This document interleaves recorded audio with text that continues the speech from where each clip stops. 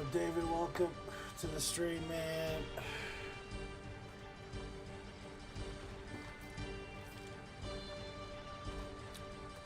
Good morning.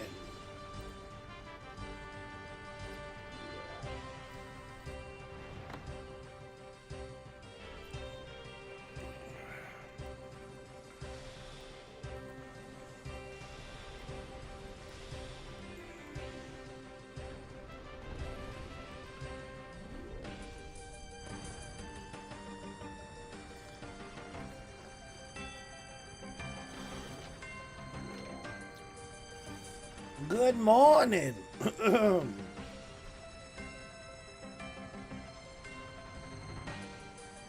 Welcome back to All Bosses Enemies Region Lock Permadeath Dark Souls 2, guys.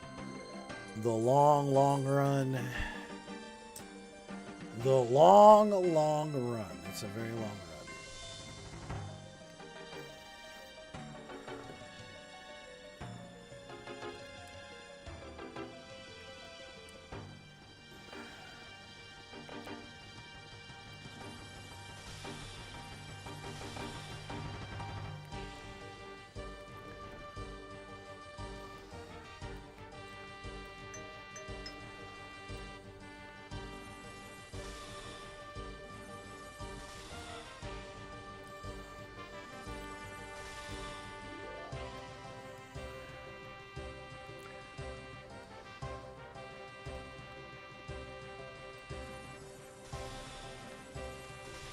What's up, Dwayne? Welcome.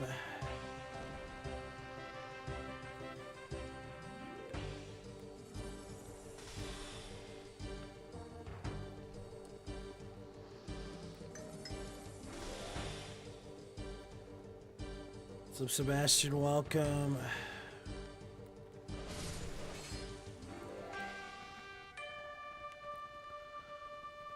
What's up, Shane? Welcome.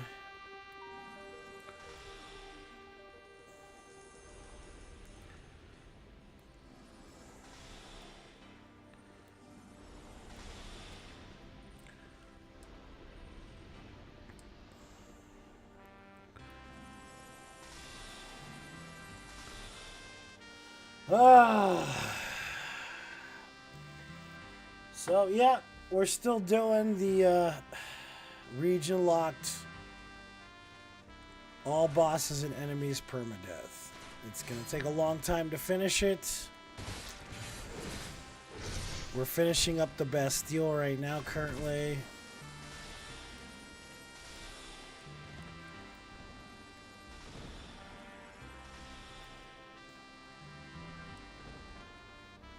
What's up, Dave? Welcome to the stream.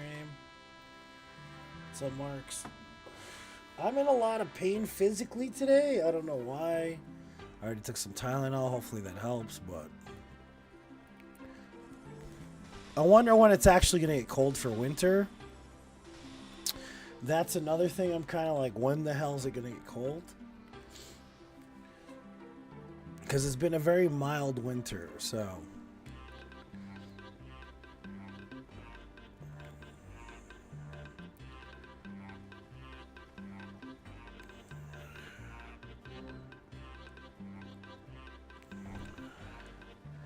Good morning, guys. Welcome. Nope, it's RuneScape.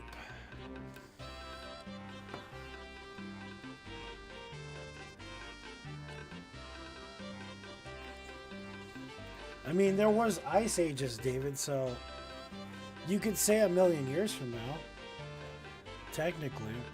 You gotta remember this. Even if humanity doesn't last on Earth, Earth will be around.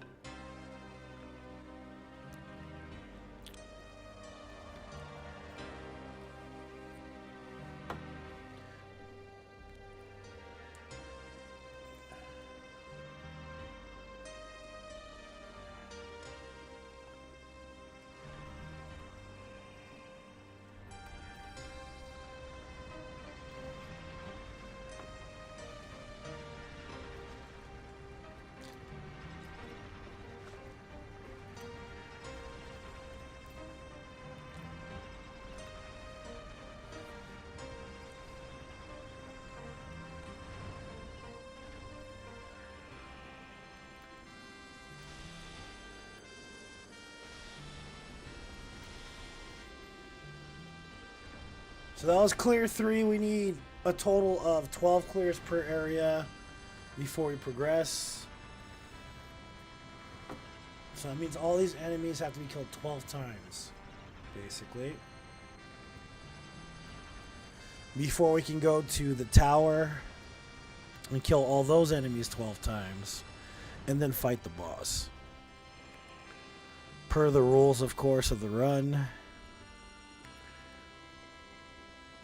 And of course, this is permadeath, guys, so if I die at all, I have to delete the save file and start all over again. So that's what a permadeath run is. It's also region locked, so we can't go anywhere else until we finish this area, basically.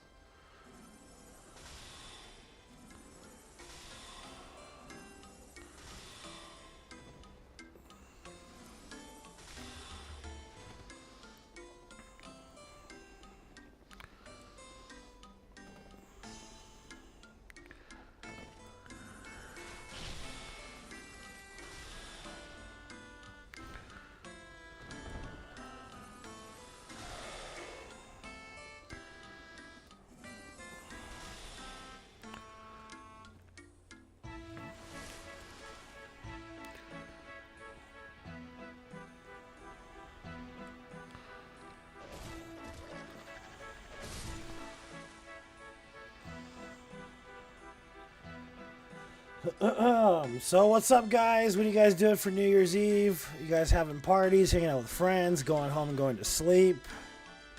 I'll probably be sleeping by the time New Year's Eve happens. I don't really stay up late anymore all that much as I used to.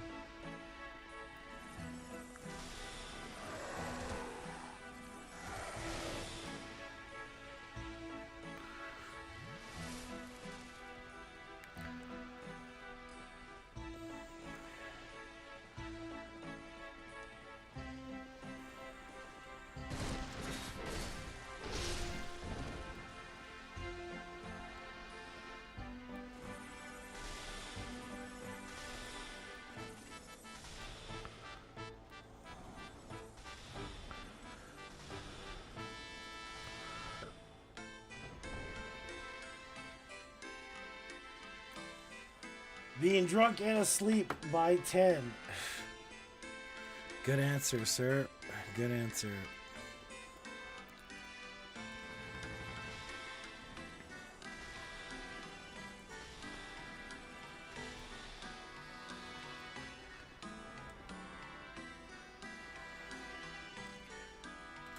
Clear 4.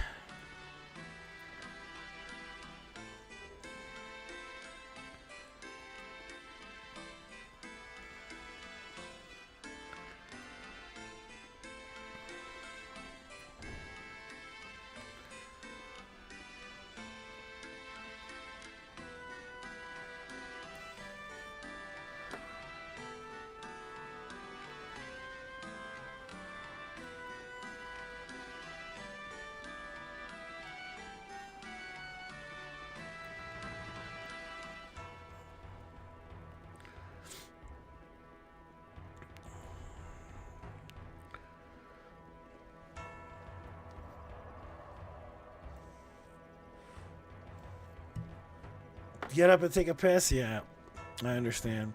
It's weird, though. I noticed that, like, if I make a comment about the end of the world, I've noticed this. People think I mean the end of humanity. When in reality, the Earth's been here far longer than humanity. So when I say the end of the world, I usually mean the end of the world. Not the end of humanity.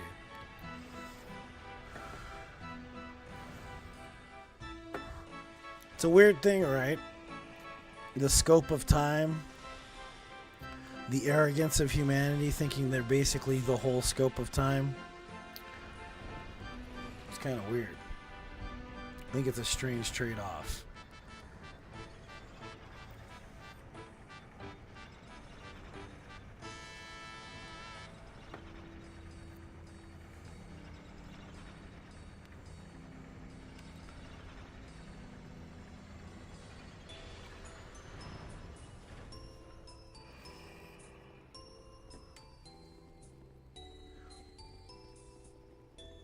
Mm-mm.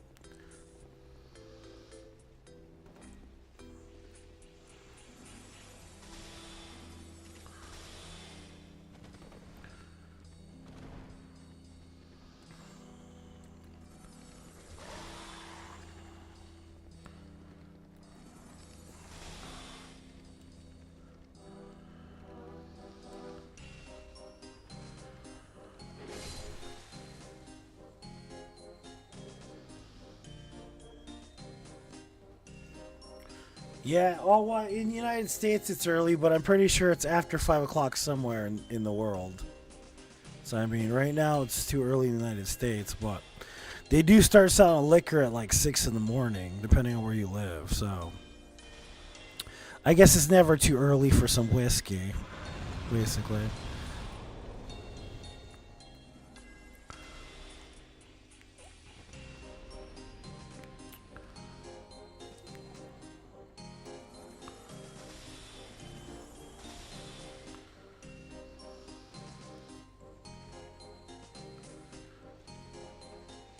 What's up, Otto? Welcome, dude.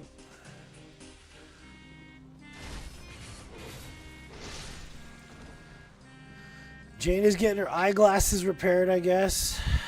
What are you doing in that corner, dude? What the fuck are you? What is this? Whatever.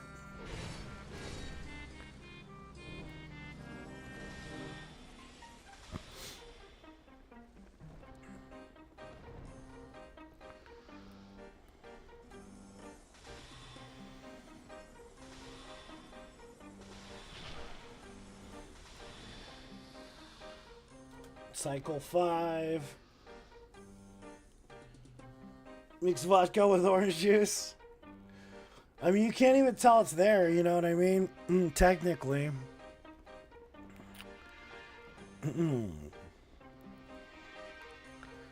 So this is a true story. I used to date this model a long time ago. Right. She always had one of those giant bottles of water with her everywhere she went. And she was always on this fitness kick, right? So she'd get up early and she'd do her fitness thing. Watch videos and dance and all this crap, right? And then, like, I don't know, we were dating like for maybe 3 or 4 months or something like that. And I was thirsty. So she went to the bathroom and I was like, you know what? I'm just going to take a swig of her giant thing of water.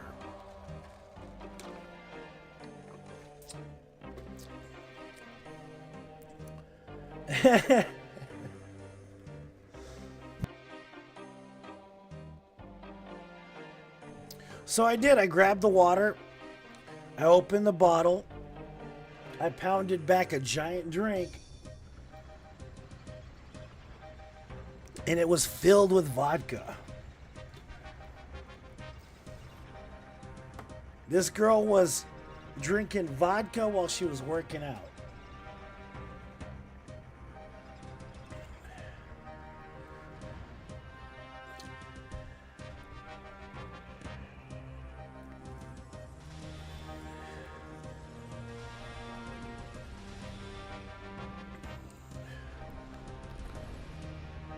Yep. Yeah. 32-ounce bottle full of vodka, bro. No shit.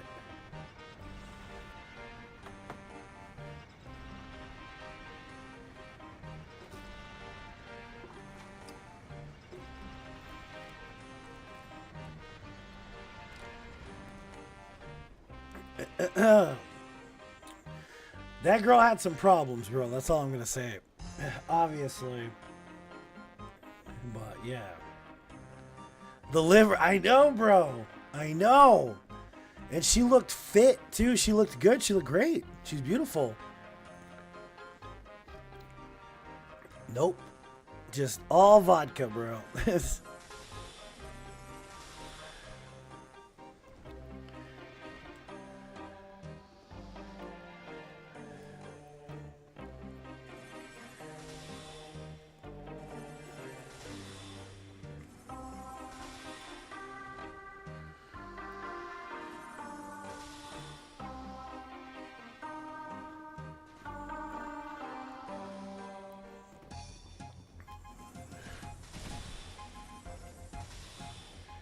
Oh, she did sweat a shit ton. Of course she did.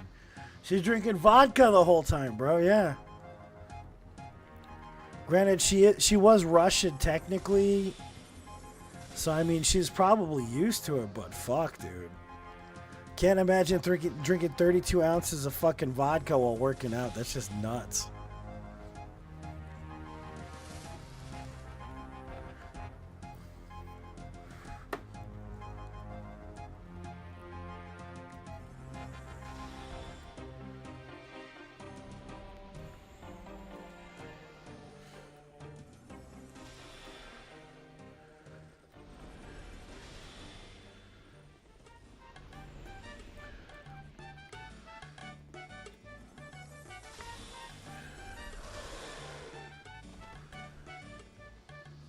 What's up, Mark? Welcome.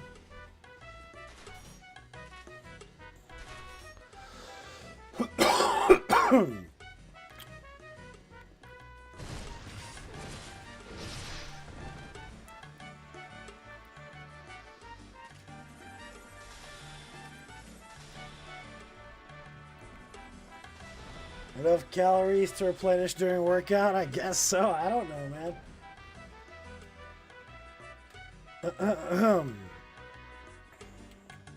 But then, of course, she was, you know, into other things too, which I'm not going to talk about, that go up your nose. So it doesn't surprise me, kind of. You know what I mean?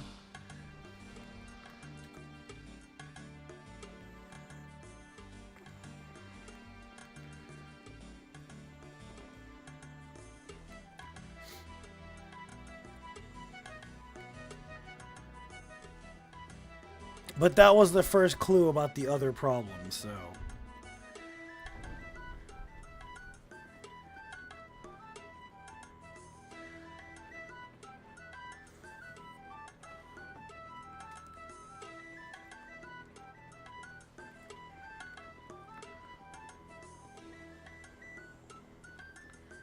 That's the lie.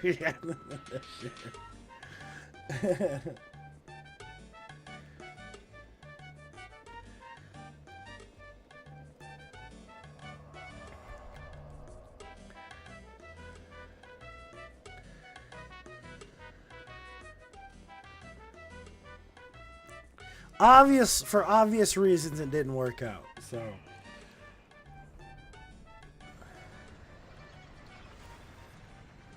lots of obvious reasons it didn't work out. So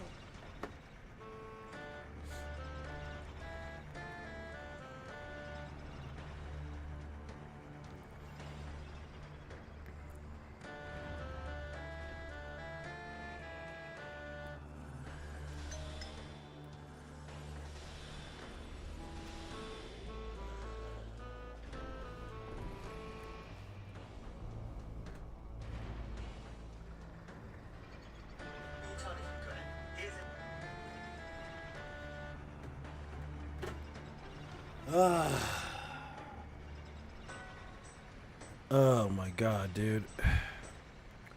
So that was clear 6. We need 6 more clears.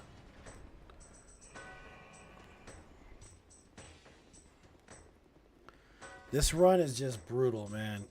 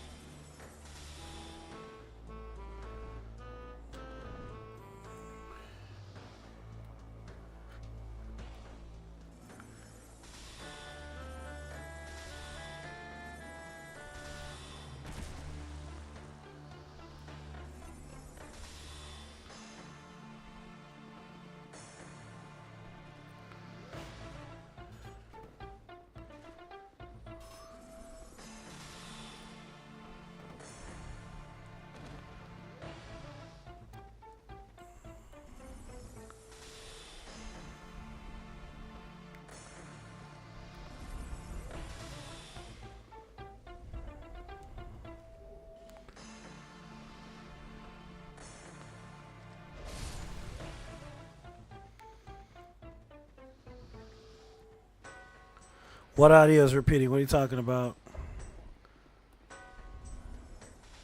You hear a slight echo? Is that what you're saying, or are you saying something else?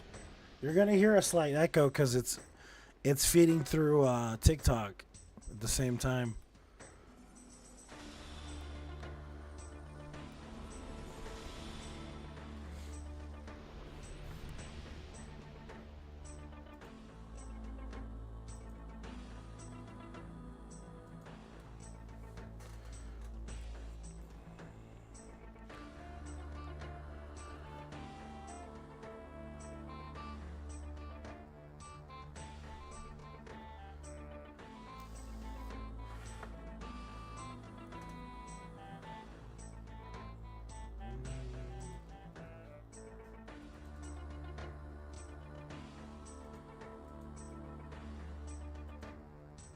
You don't hear an echo at all? Yeah, it could just be Mark too, though.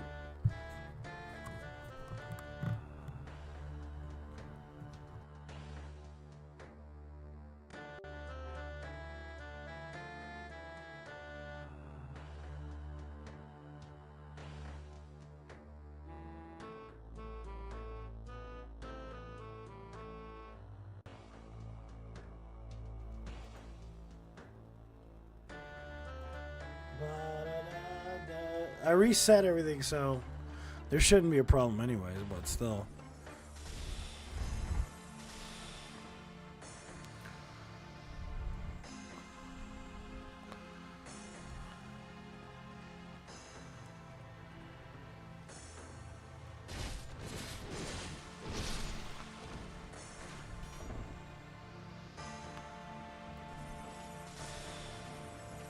Seems normal now? Yeah. It's Facebook, man. It does that sometimes. Facebook's like that. Kind of annoying.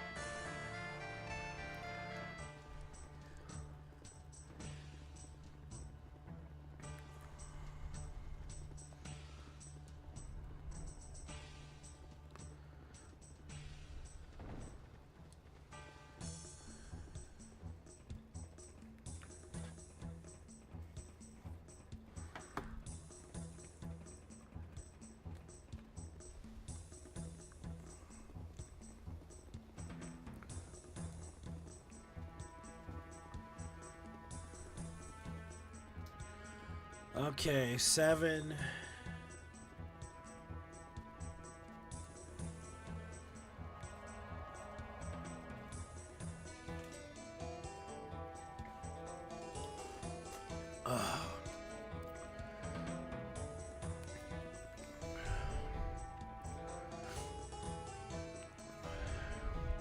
I'm gonna crack my energy drink now.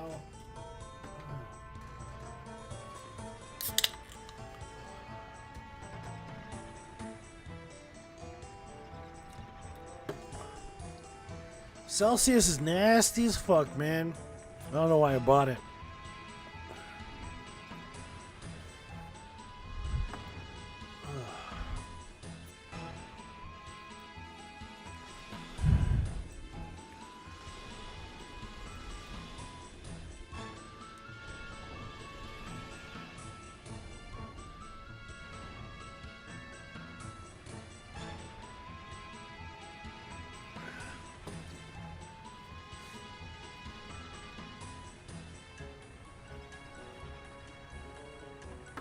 C4, I don't like the flavors.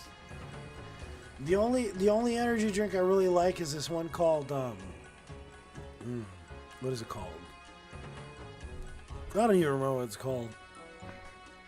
They all taste like ass, dude. You know which ones I do like? I do like the Monster Teas. Those are good. It's like the carbonated shit gives me heartburn these days, man. I can't drink this shit anymore. Basically. It's just too hard on the stomach, dude, like after a while. It works, it's just nasty, bro, like, you know what I mean? Especially anything with like citrus flavor in it.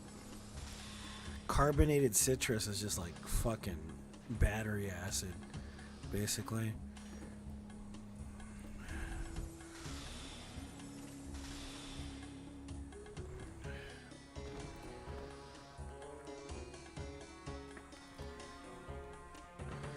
Like, what is it? Those drinks that taste like Sour Patch Kids? I'm like, why the fuck do they even make these, bro? I've drank them, but fucking hate them.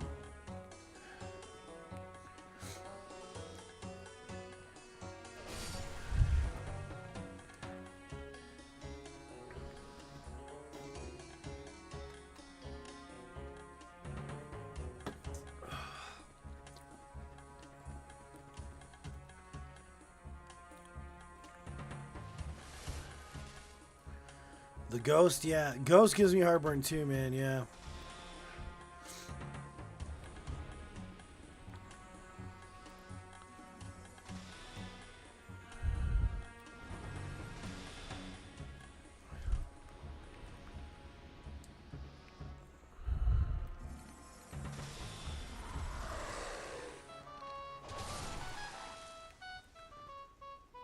What's up, Oswaldo? Welcome. I'm alive, man. I'm still here running this shitty run. Still alive. Still alive and kicking.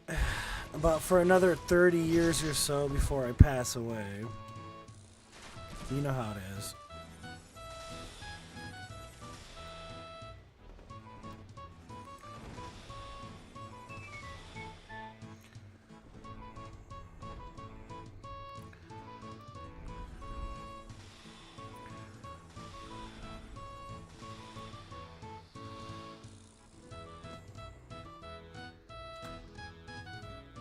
What's up, John? How's it going, man? Any news on when Night Rain's coming out, John, or no? Do you know anything about that or no? I'm pretty excited to play with you, man. It's gonna be great. First stream with John, dude. This would be fucking great.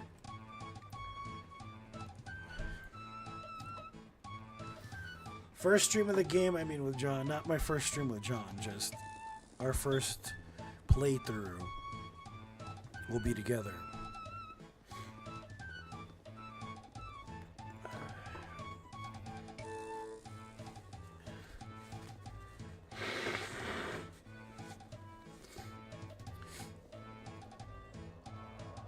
Probably mid-year, yeah.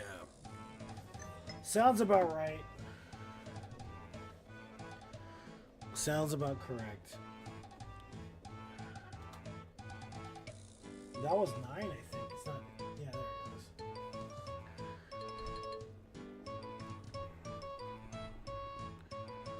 3 more clears.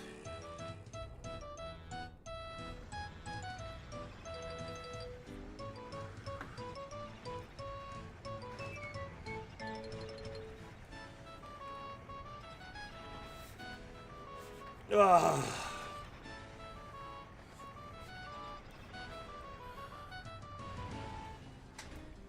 I don't remember how to get this chair to lean back. I'm like in pain. I'm like, I want this chair to lean back. I don't remember how to do it.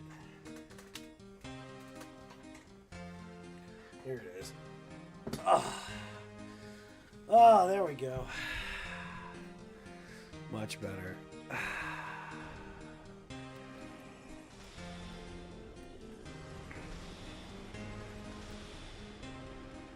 I better not try to go in there now.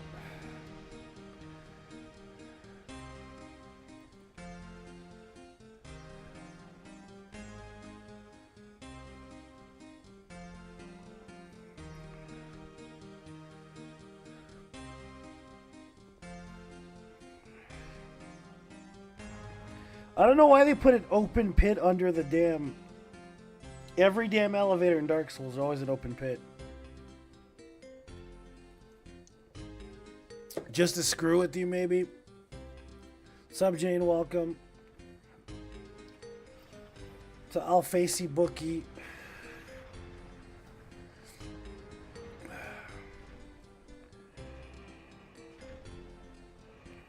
Hopefully you can get through the rest of Bastille today.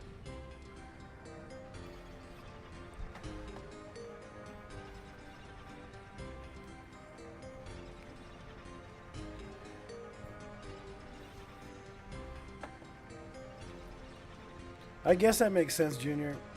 But it would have been cool if they would have made some squishing animations. What's up, Jeremy? Welcome.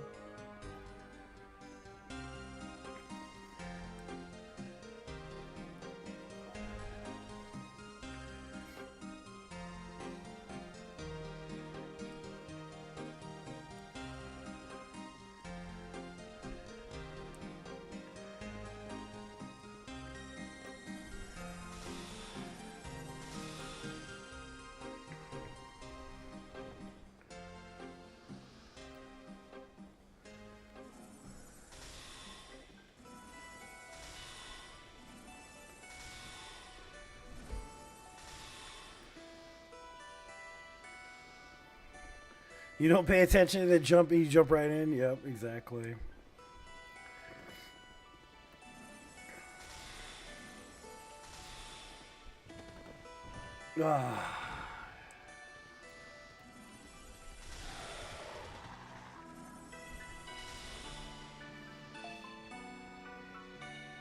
What's up? No caller ID. Welcome.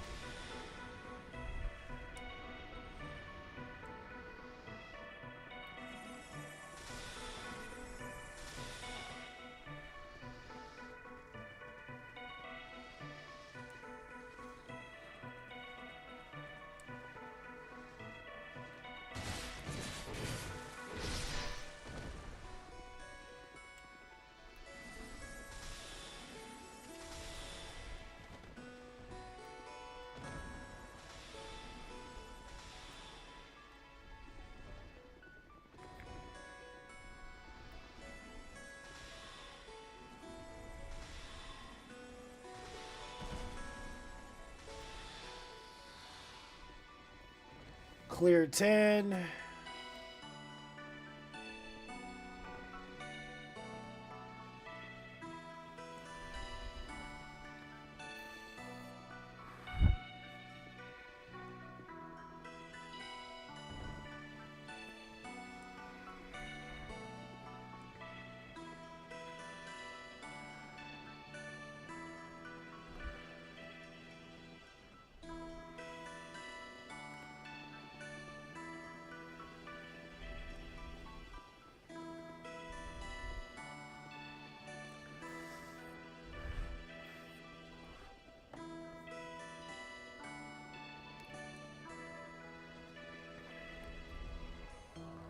Two more clears, and we should be able to move on. When these guys disappear, we know that we're on our final, close to final clear.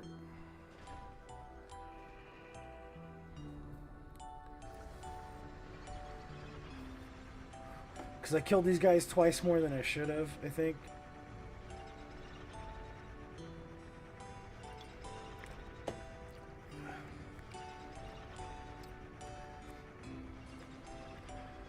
Yeah, it's a number cast, so the number cast system doesn't really elevate.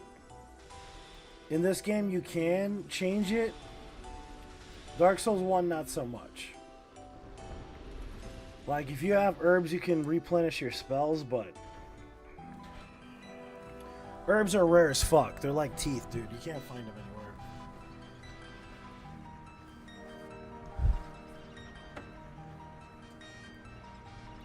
The only way you can replenish spells in Dark Souls 1 is by sitting at the bonfire. That's it.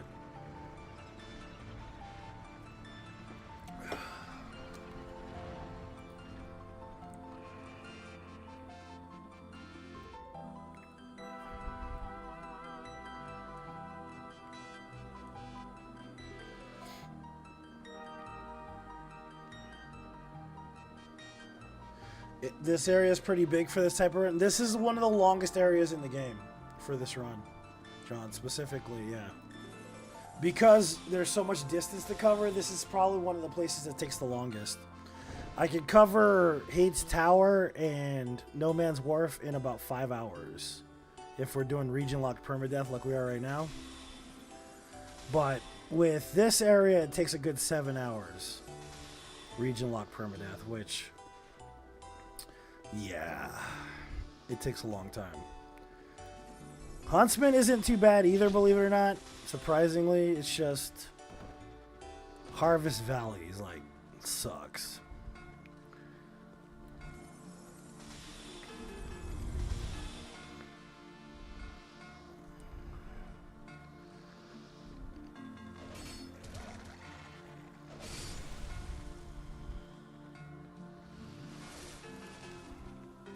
Usually I would too, but on this region lock permadeath, it's faster to just shoot them. Because you gotta think about the amount of like distance it takes to close against an enemy. It will add to the time of the run. So if you guys aren't familiar with the run I'm doing, it's region lock permadeath, all bosses and enemies, including DLC, which means that I can't progress beyond the region that I'm currently in. I can only empower my character using the stuff found in the region. And that if I die at all, then I have to delete the save file and start all over again from things betwixt.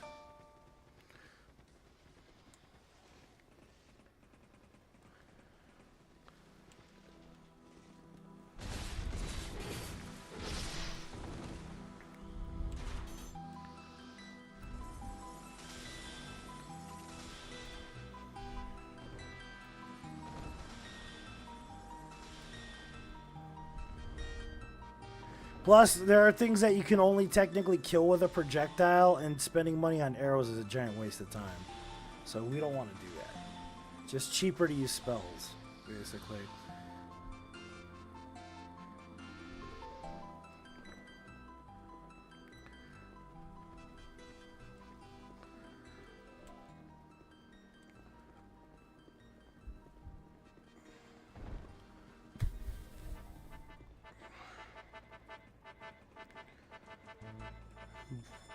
Oh yeah, it gives you agility. I'm almost at 99 just for the attunement, basically, because my stats are 10 ADP and I have 25 attunement and I have 93 agility.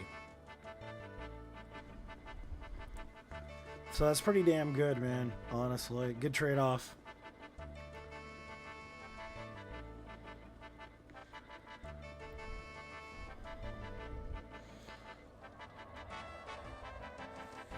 Wasn't long, just treacherous. It's specifically the tower that's kind of like iffy with Harvest Valley.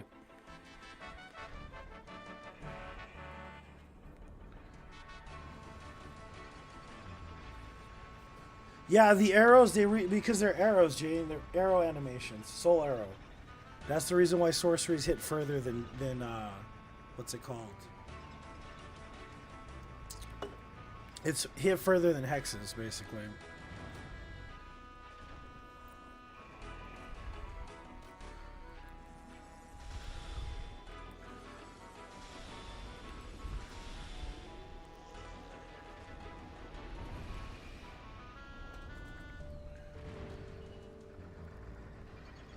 What's up, Michael? Welcome. What's up, Cameron? Welcome.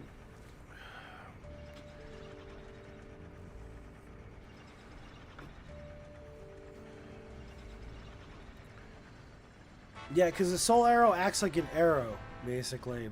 The orb travels differently and at a different speed.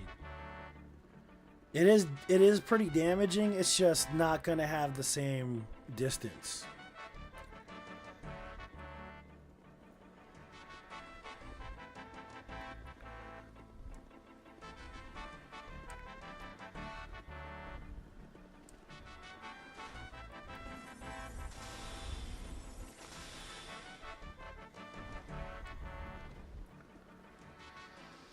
And like I said, there's a helm in the game that gives you more distance and damage with arrow spells specifically.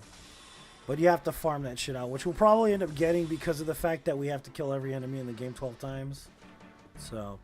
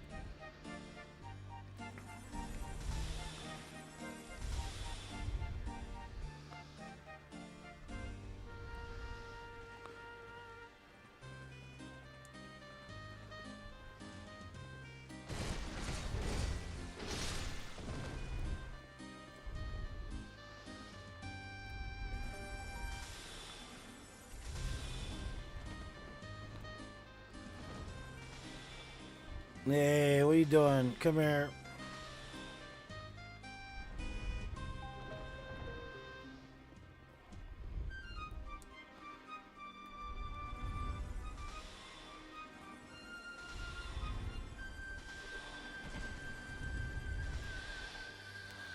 That should be 12 cycles there. That should be, but we'll see.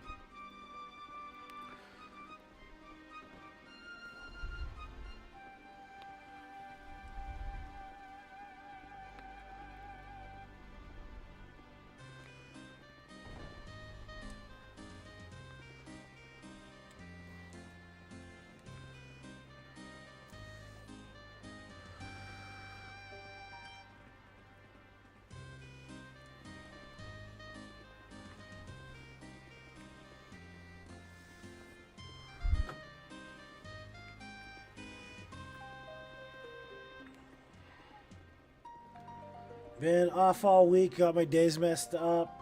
Yeah, today's Saturday, dude. Today is Saturday. I know it was hard for me too. I think Christmas really threw me off, dude, honestly.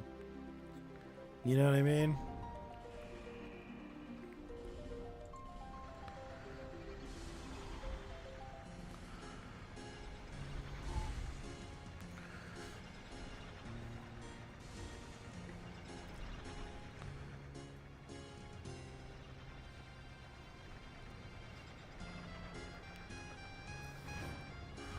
I've been sick for 2 months, Michael. Yeah, okay, so that's the end of that cycle. They're done. Let's go check the other guys.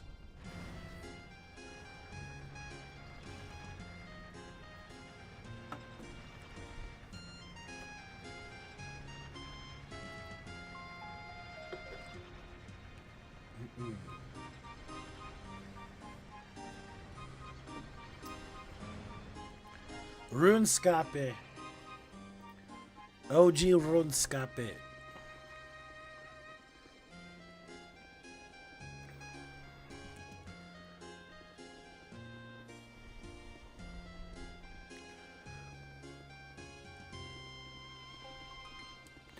Yeah, this means this is the last cycle for these guys too.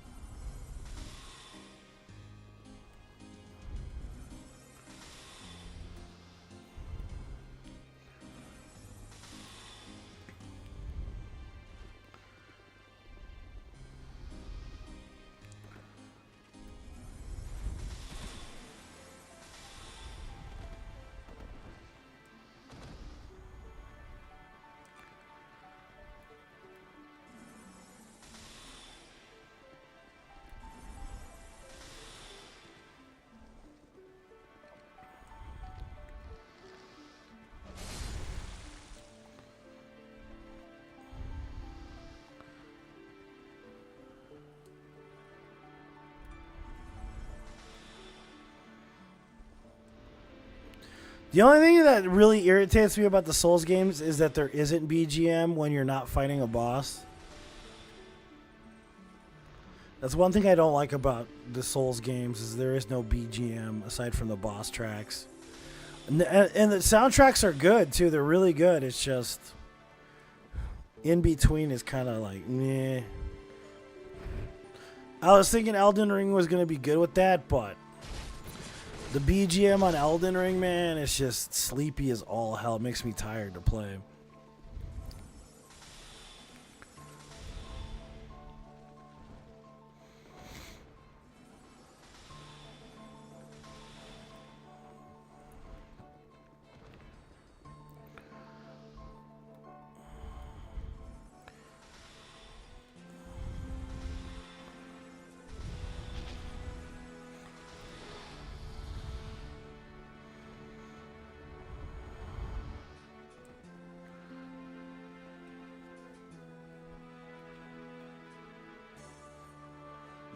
You started a what do you call it? A cold this week? I'm sorry to hear that, man. Hopefully you get over it quickly. You can find it anywhere, dude. Honestly, Seamus.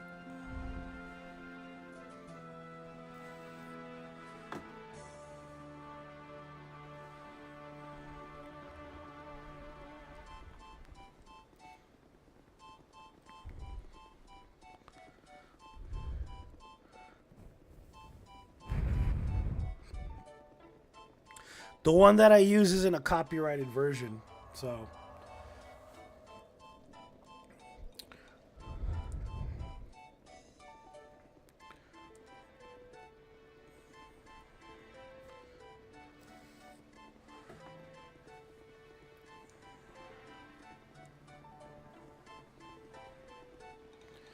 Yep, okay. It's over. Yeehaw, buckaroo. Just make sure these doggos are dead, too. Yep, they dead.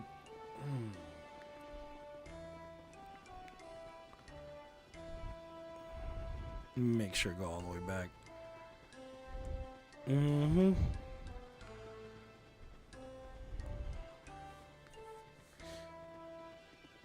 New BGM, yeah. I mean, like if they had Firelink song all the way through the game, I'd be okay with it. But they just don't have shit, basically. Yep, everybody's dead. Sweet.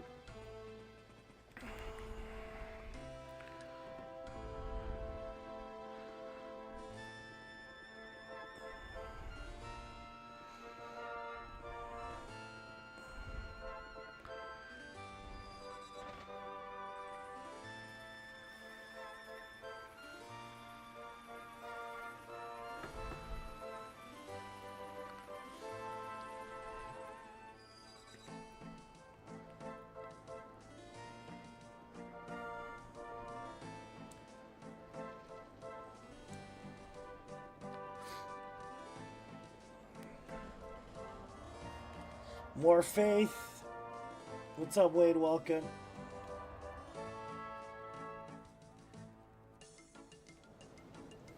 Put the band Riding Christ. Yeah, Riding Christ is in Mortal Shell, yeah. The only thing is Mortal Shell gets boring, man. They kind of need Riding Christ. I really do find that game super boring. I don't know why, dude. I just could never find it interesting. Like, the design is good. The combat's what's really fucking, like, it just bores me.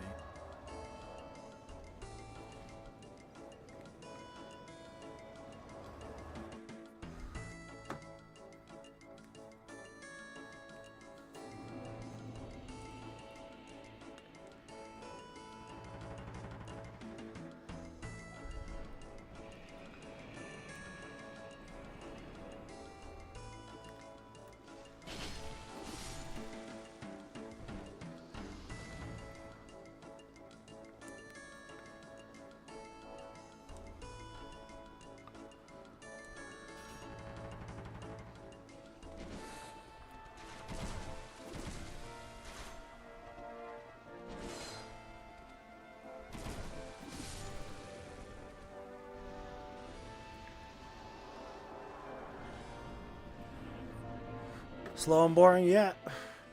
It's got beautiful design though, man. I will say that. You know what I mean? It's just it's just very boring. Even the parrying it is really slow.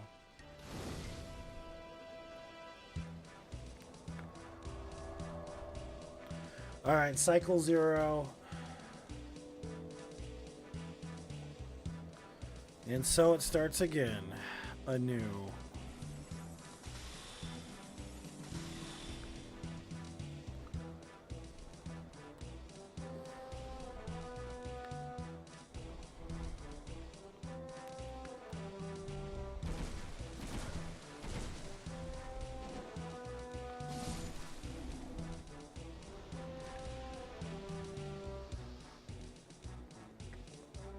You have to restart when? I've restarted this run 3 times, dude. I think the one you were watching, this is actually the same one. Yeah, this is my 3rd restart.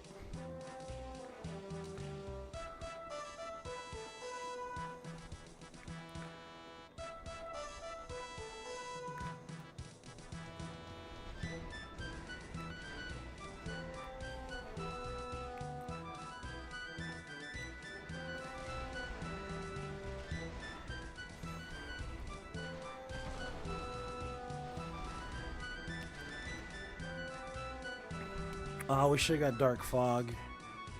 We'll put it on right now.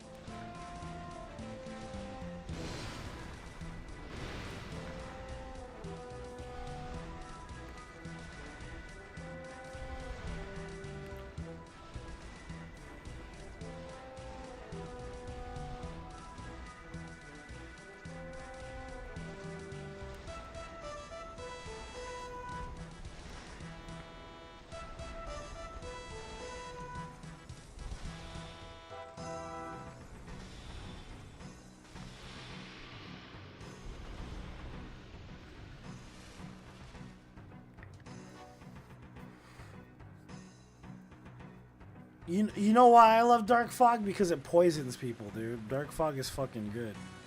It's one of the best spells in the game. It's basically akin to any kind of Necromancer's debuff, kind of. And you can actually get a Necromancer's debuff in the game, too, which is funny.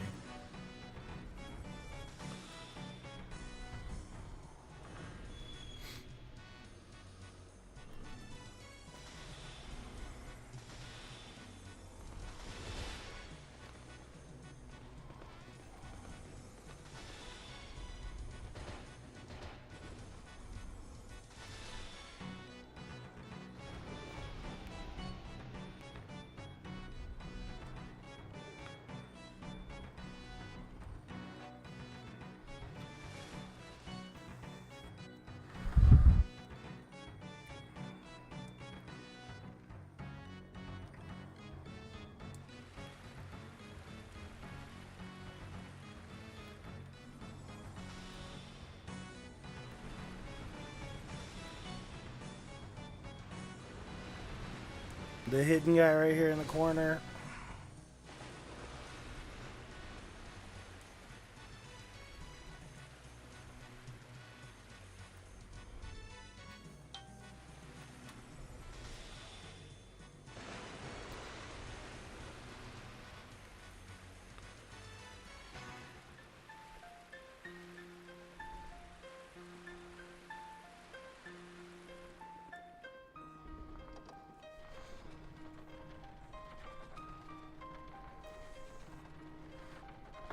No, you don't need life stones for any boss in the game. You don't even need this. You don't need any healing items to beat the game, bro. None at all. Or healing spells.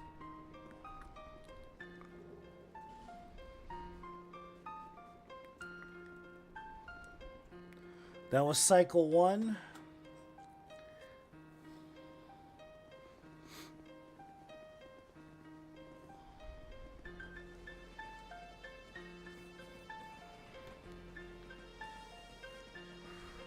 I think about 4 years ago I beat this game, no death, no healing items, no healing spells. I'm pretty sure, about 4 years ago. We don't need that many.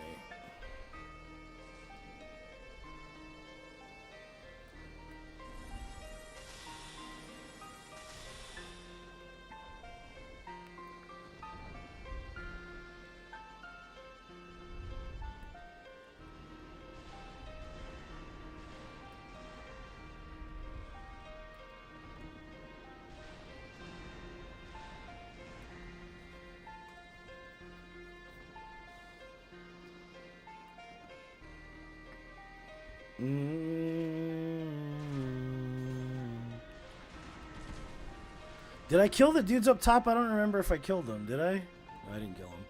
I gotta go back.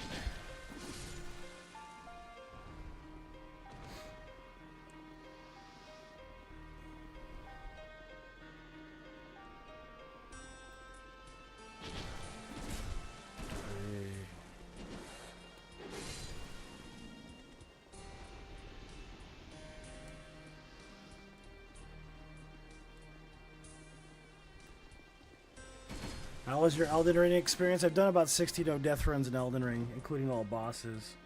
And World's First All Remembrances DLC, no death as well. I enjoyed it quite a bit, man. It was a fun game. Not my favorite Souls game, but definitely pretty fun.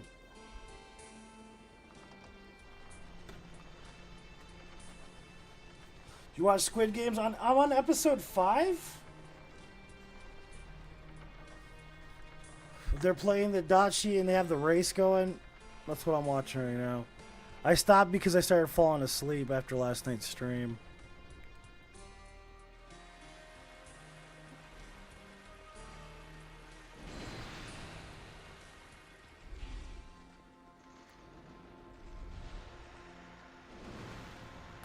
See? That's why I like the dark fog. You see this?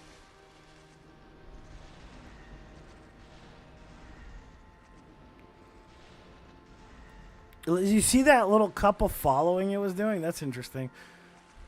It followed him around the corner, which is kind of neat.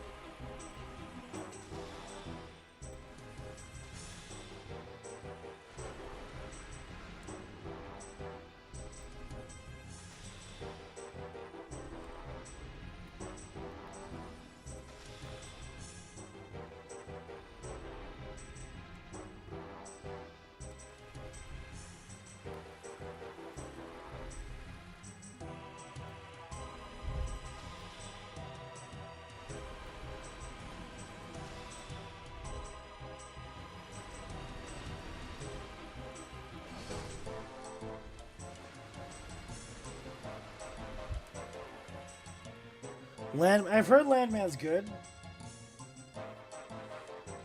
I haven't seen it. I've heard it's pretty good.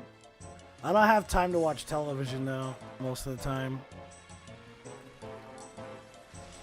So I have to invest just to actually watch a show. You know what I mean?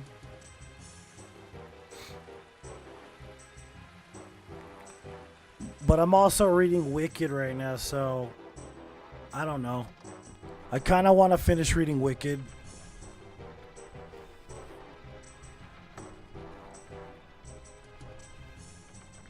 Cycle 2.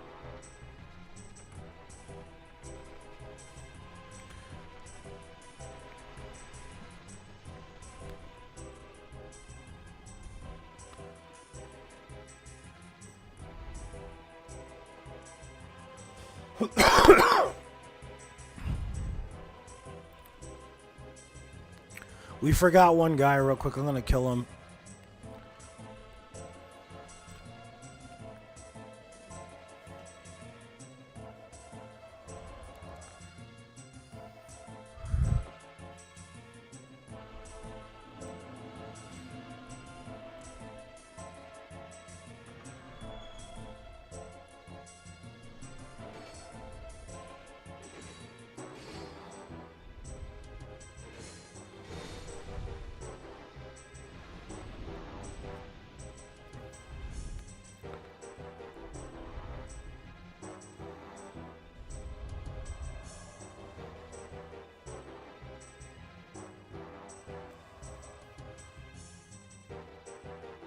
I don't even know if they're going to make another season of Twisted Metal. It's been like 2 years, hasn't it?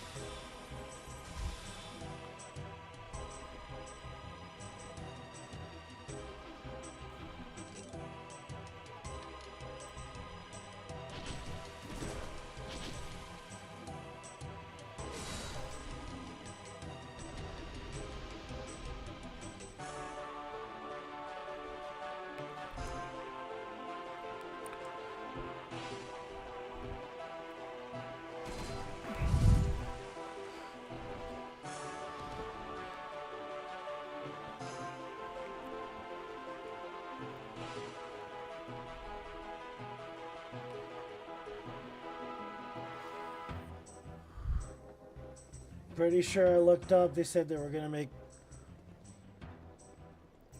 Maybe I haven't even seen the first episode of it.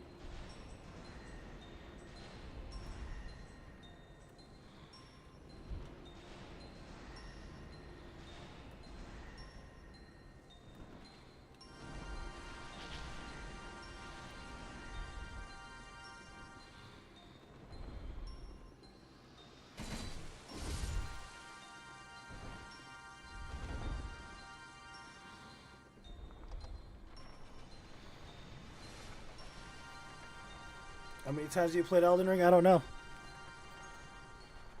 I play on 2 different systems, and I have like 6 different profiles. The one I have on PC, my first character is maxed out at 999 hours and 95 seconds. And it's been maxed out since the first 4 months, 5 months of Elden Ring. And he's on NG plus 172. And then I have 60 no death runs in the game. And I think 10 of them are on NG plus 7.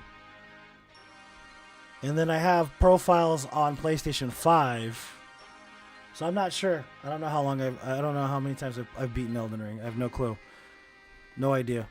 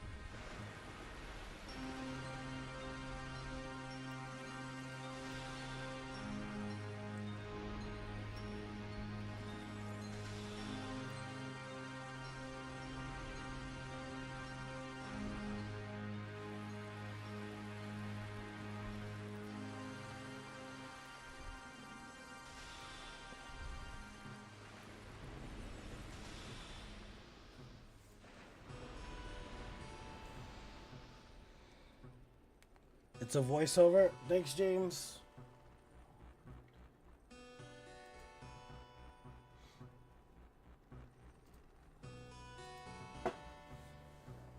Yeah, I don't keep track of how many times I've beaten games. I have about 16 to 17,000 hours in Soulsborne games. That's all I know. I don't keep track anymore.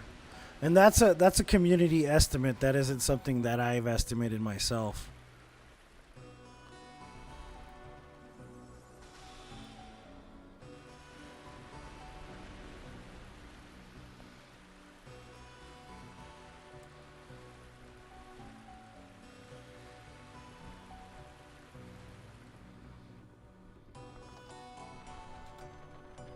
Cycle 3.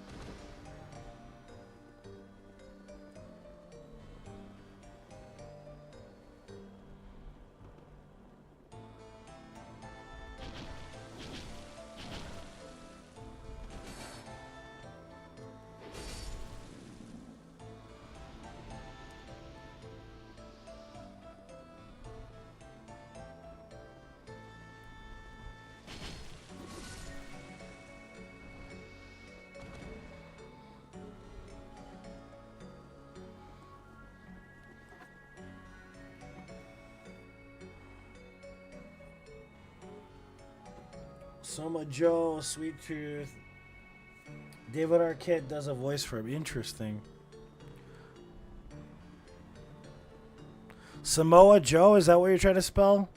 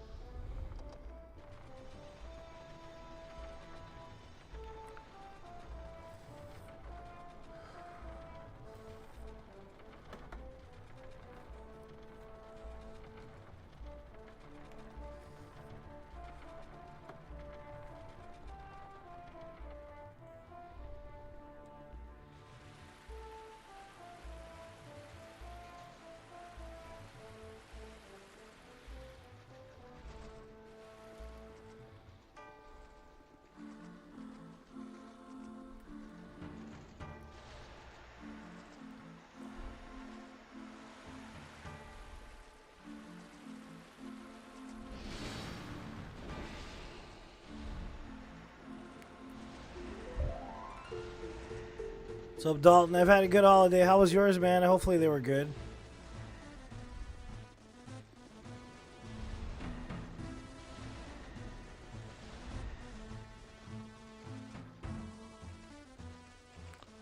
Will Arnett. Okay.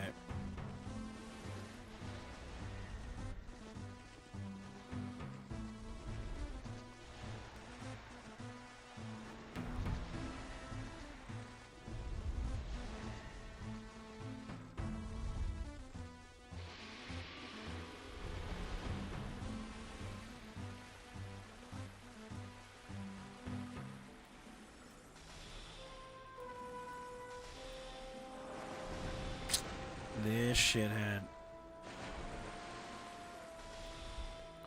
Shithead.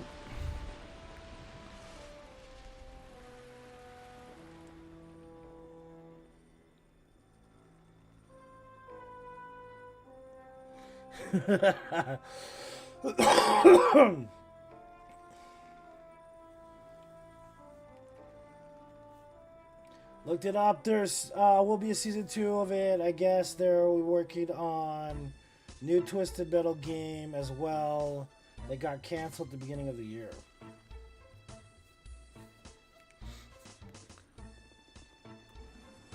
Well, I've almost done a couple hundred no death runs in Dark Souls 2. This one's different because it's permadeath, region locked, all bosses and enemies.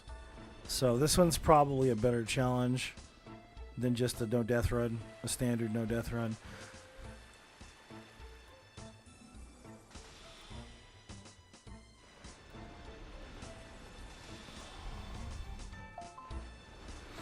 I gotta check my phone right now.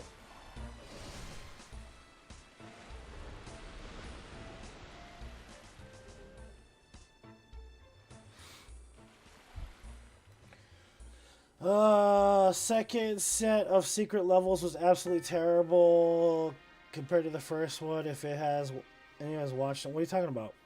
I believe double-headed lizard is the only boss that puts a regular. I'm trying to think. You know what, John? There's a Jabba the Hutt in DLC. Ivory King.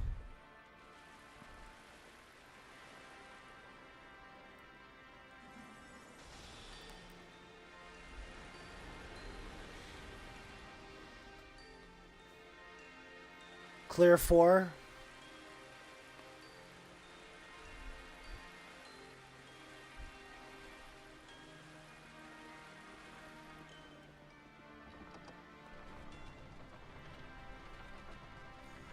What secret levels are you talking about?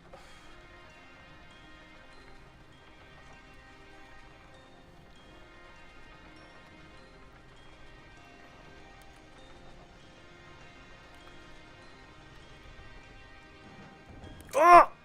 Why did you jump, bitch? Jesus. Trying to get me killed. Holy crap.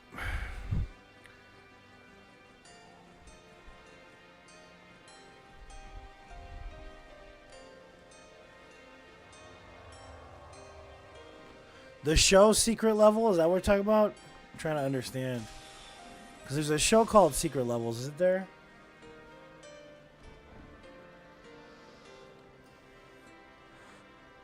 The ledge up. Don't you hate when your character does that, John? It's like the worst, right? Just randomly decides to go jumping for whatever reason.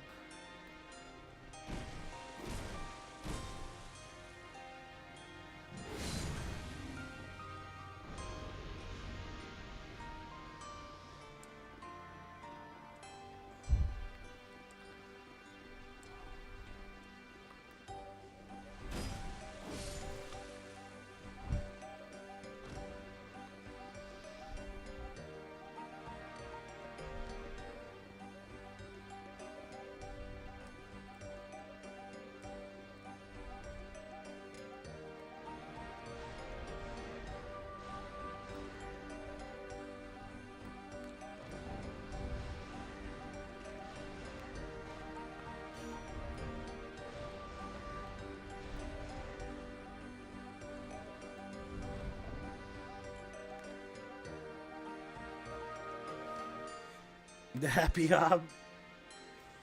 The happy hop. Yeah, fuck that happy hop, dude.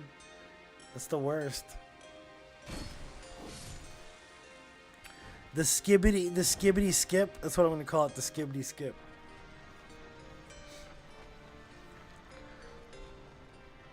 The skibbity skip.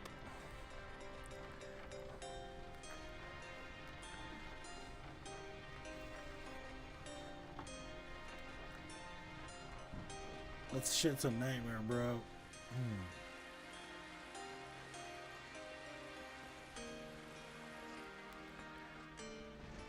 Especially when you're like down in the fucking gutter. You know what I'm talking about? Down in the gutter and you're like, oh, well, I'm gonna make it through. And like, dude just decides to go skipping around for whatever reason.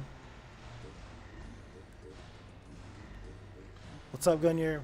Hey, Ironbeard's on my other chat, bro. Gunyer's on TikTok right now.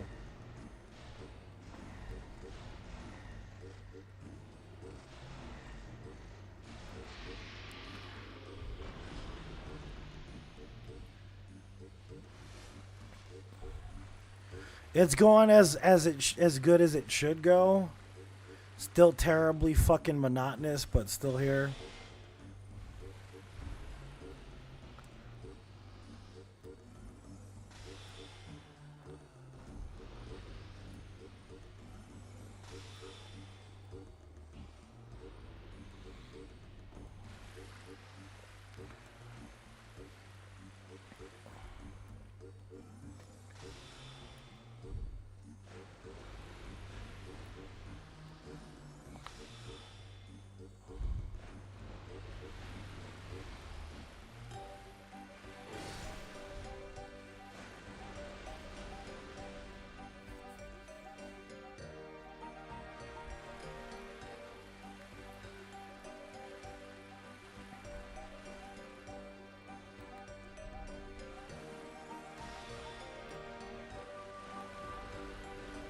Clear 5.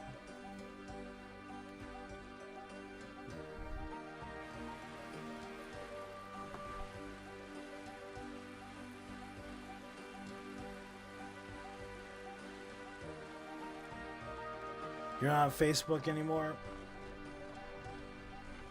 It's okay, man. I'll tell him you said hi, Gunyer.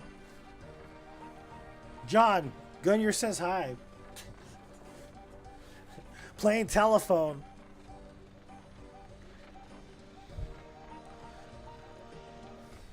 This is the most tedious no death run I think anybody's ever ran in this game. You do realize that, right? This shit is painful.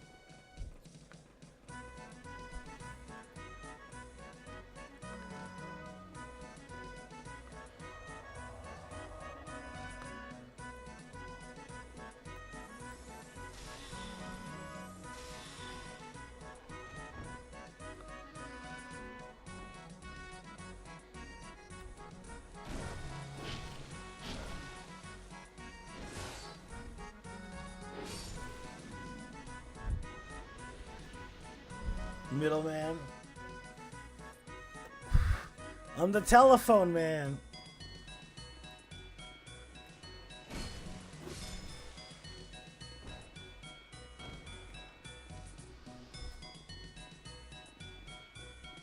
That's not too bad. That's pretty good, man. 4 deaths.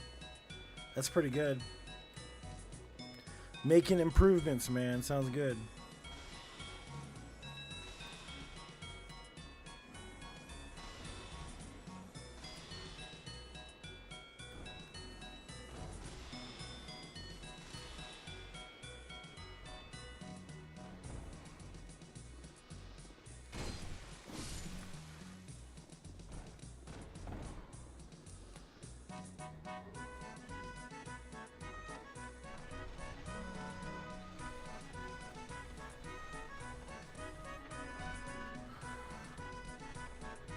Yeah, the OGs and Facebook. Yeah, I agree. Yeah, the chat response is better in TikTok, though. You're right. You're correct.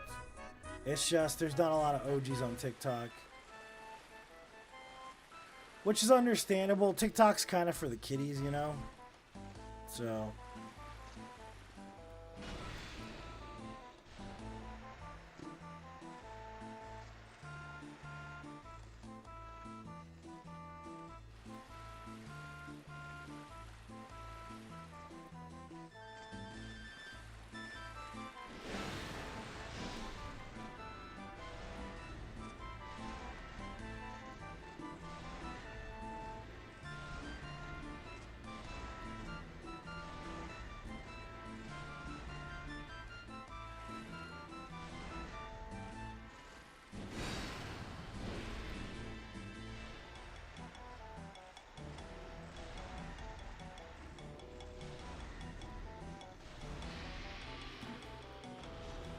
Thanks for that. I appreciate it, Goodyear. Thank you so much, man.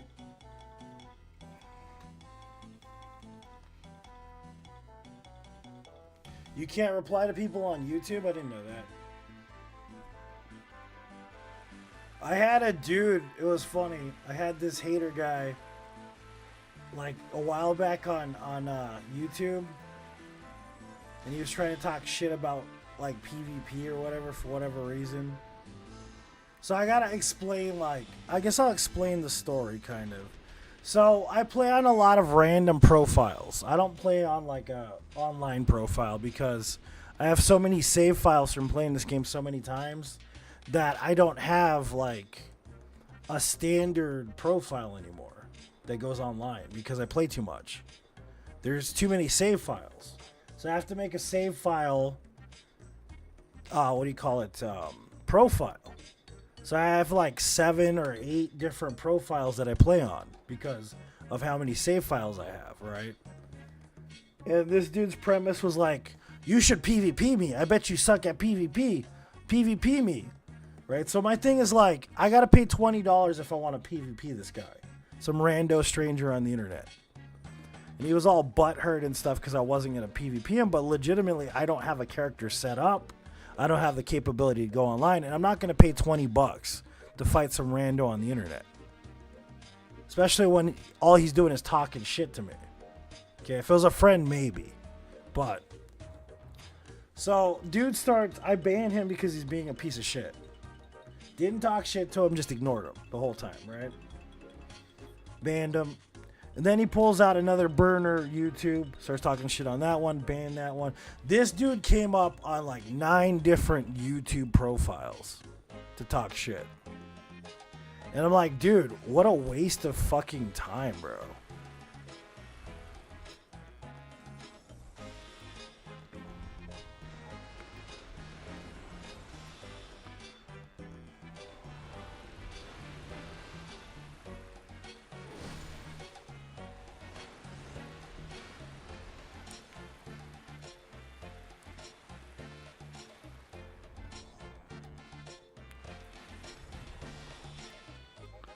Make sure I killed this guy over here on this side.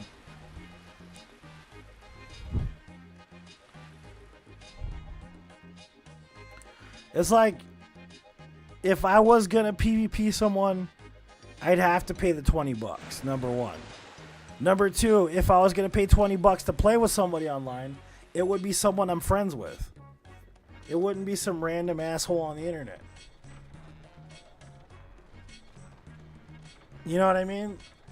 That's the thing about it. I don't mind hanging out and playing with my friends or fighting my friends even in PvP, but I'm not going to pay $20 for some rando on the internet.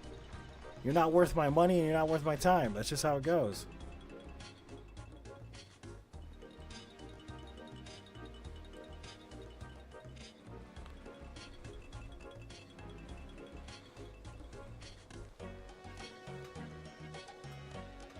Clear 6.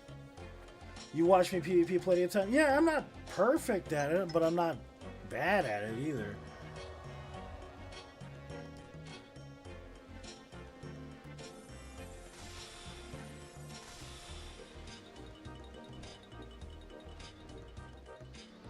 I did a whole series of invasion videos a while ago.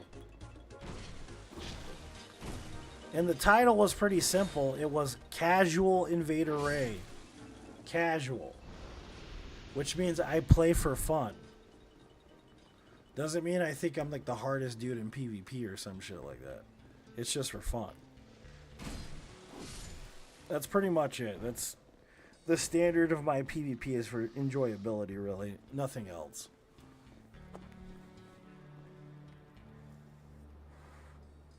Move the fuck on, yep. I'm better at DS2 PvP than other games. Yeah, we all have our strong suits. Like, mine's is more Dark Souls 3. I'm stronger at Dark Souls 3 and Elden Ring.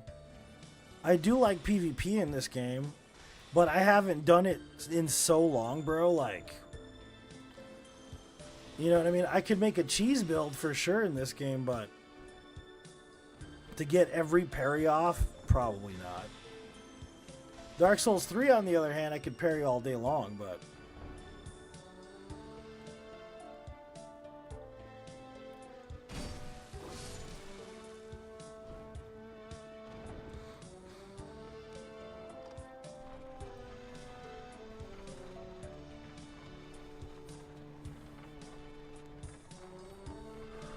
Yeah, in this game you can make what's called the 1-int cheese build. 1-int sorcerer build. All you need is blue flame and crystal soul spear with 1-int and agape ring, dude. You just literally one-shot anybody at 30k souls, and it's fucked up and it's hilarious. Anybody can do it though. It's pretty fucking simple, you know?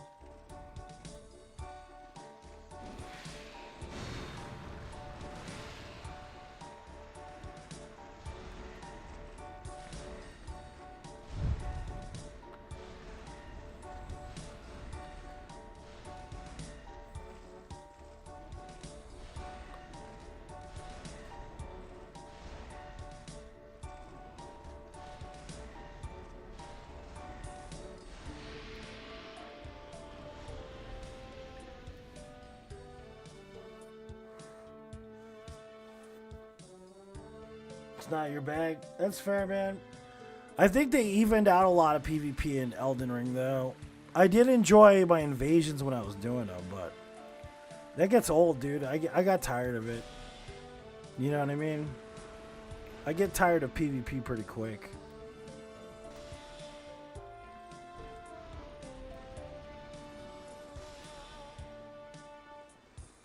Some people, that's the only reason why they play, you know, which there's nothing wrong with that, you know what I mean? If that's what they're into, that's totally acceptable in my opinion, but the thing that I think is funny is that Night Rain won't have any PvP at all, which is, it's kind of fucked up actually that Night Rain's not going to have any PvP.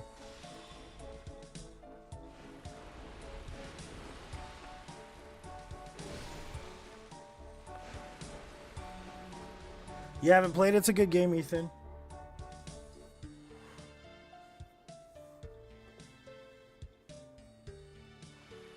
It's a really good... It's fun, man. It's a very fun game.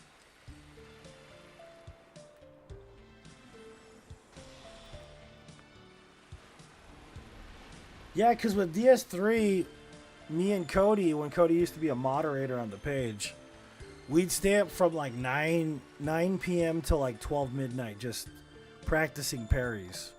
Literally, like rolling through like different what do you call it, combinations, and like different weapon types, and like drills. We used to drill parries in Dark Souls 3, me and him, and we'd be there for hours just learning how to parry every weapon. You know, I didn't spend that much time on Elden Ring like I did on Dark Souls 3 for PvP. And I mean, I didn't really get into PvP in Dark Souls 3 until way later anyways. But I can honestly say it's one of the most fluid combat systems, and I really love it for that. Probably the best PvP happened in Dark Souls 3. At least in my opinion.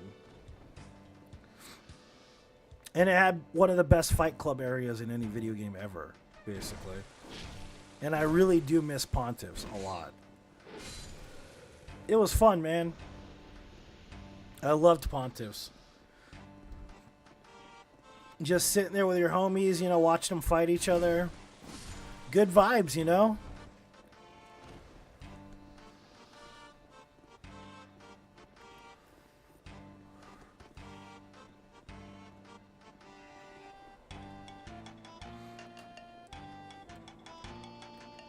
That was a different era for Souls, though, you know?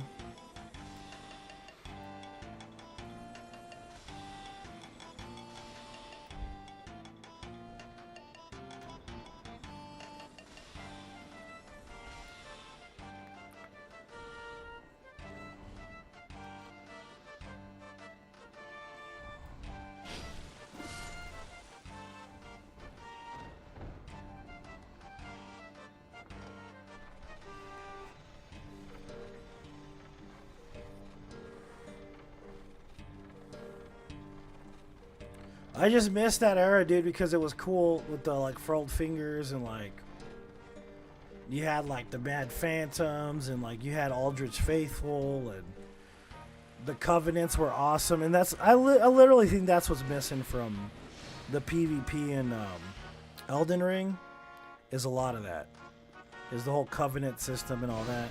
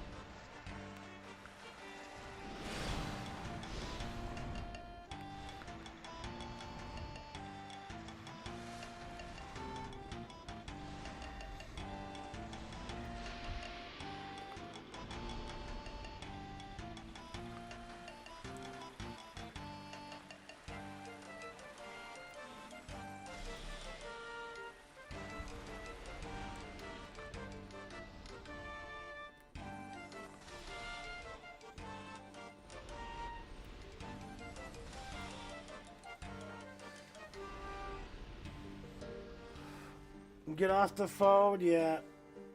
You talk about dial-up internet service? I remember that too, man. I remember Diablo 1 and 2. You remember Diablo 1 and 2? Playing online, PvP and co-op on Diablo 1 and 2. Classic, dude.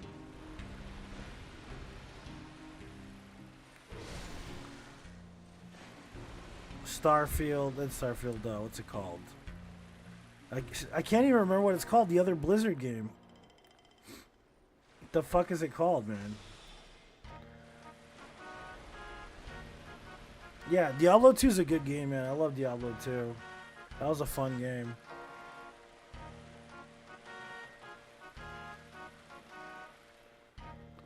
Boss options tab? What do you mean boss options tab? What do they add to it?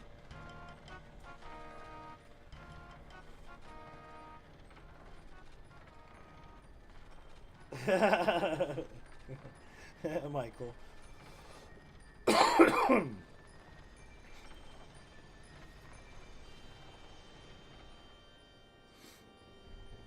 I like all the games, dude. All of them. Every Souls game ever made, I like them. Doesn't matter which one. I'm not biased. Soldier of Fortune 2. Holy shit, dude. That is an oldie. And that was cycle 7. We need 5 more cycles. No, 6 more cycles.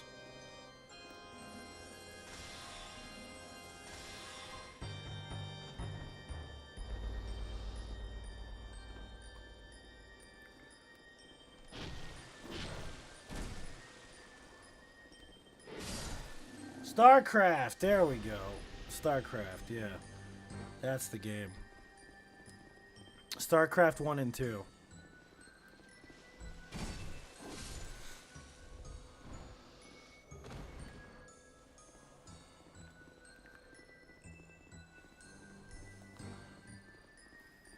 Soldier of Fortune. That shit brings me back, dude. You remember Ghost Recon from back in the day, dude? Holy shit. SOCOM? SOCOM, bro. Remember SOCOM? Fucking couch co-op SOCOM? Oh my god, bro. Good shit.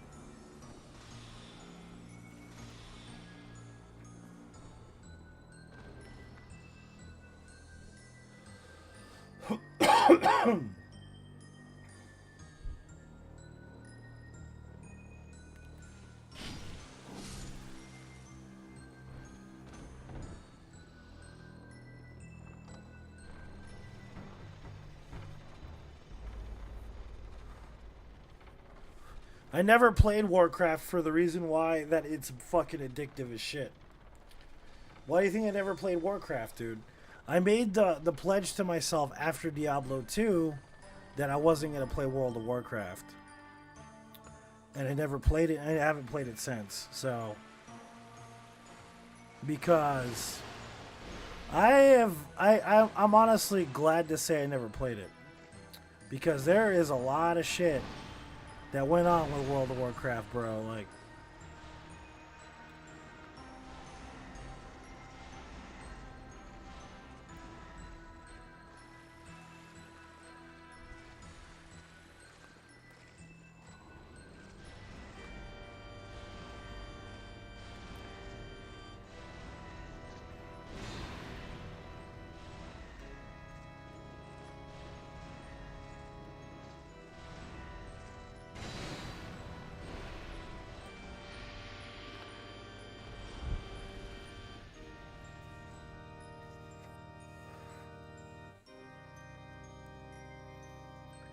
played so much Warcraft, I was hooked, and when I quit, I sold my character $1,500. Exactly what I mean, bro.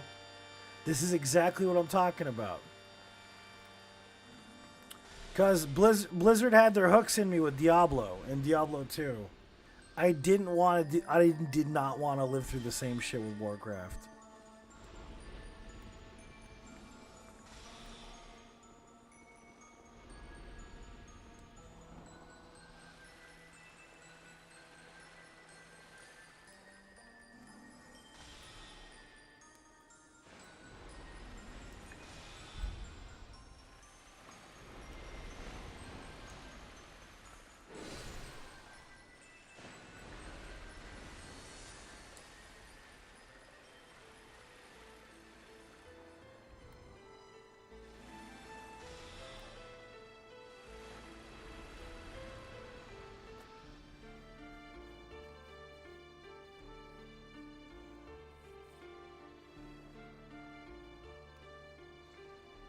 Never played MMO Warcraft, just... Dude, Age of Empires. Ooh! Ooh! That's a classic one, man. I love Age of Empires. Age of Empires 2 is my jam, though. I love it, though. I love me some Age of Empires, bro. I love it. Fucking love Age of Empires, dude. One of my favorite games of all time, actually. Fucking love it. Playing it on console, it does suck ass, yeah. But it on computer is the best experience, dude. Seriously. I love Age of Empires, bro. That game was fucking good.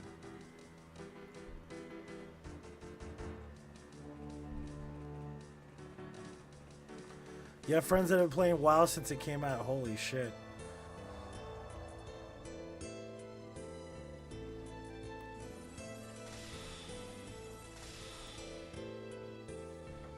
Yeah, I know they do.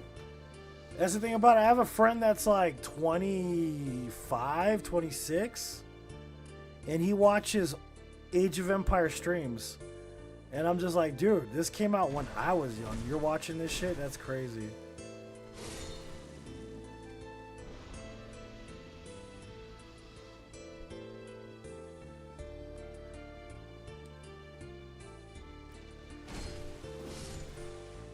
There's no way I would be skilled enough for Attorney, though. I haven't played the game in like 20 years, I want to say. At least 20 years.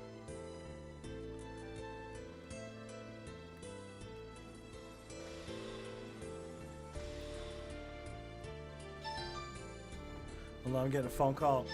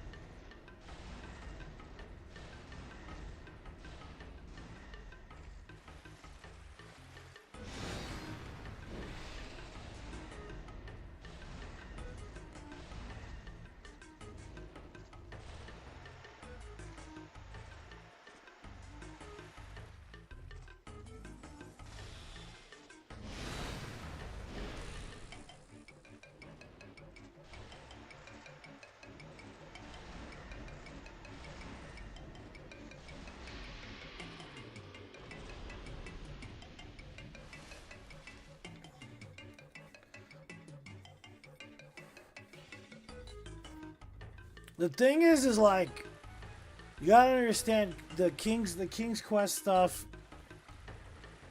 is very specific to an era. Like, I notice a lot of people try to lump it into like the same categories as like the Souls games too, but a lot of it isn't really the same. You know what I mean? Like, for instance, Gauntlet. You guys ever play Gauntlet?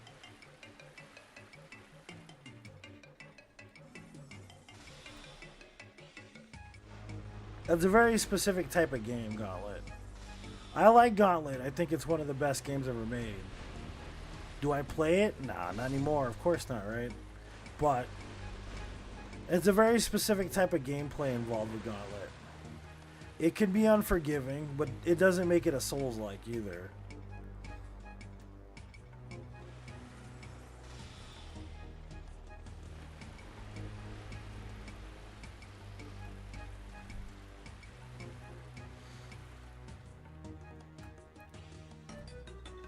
I don't have a favorite weapon type because I do too many challenge runs, man. I guess the only answer I'd give you is the most absurd weapons. Probably most absurd weapons. Like in this game, I'll probably say like the spoon.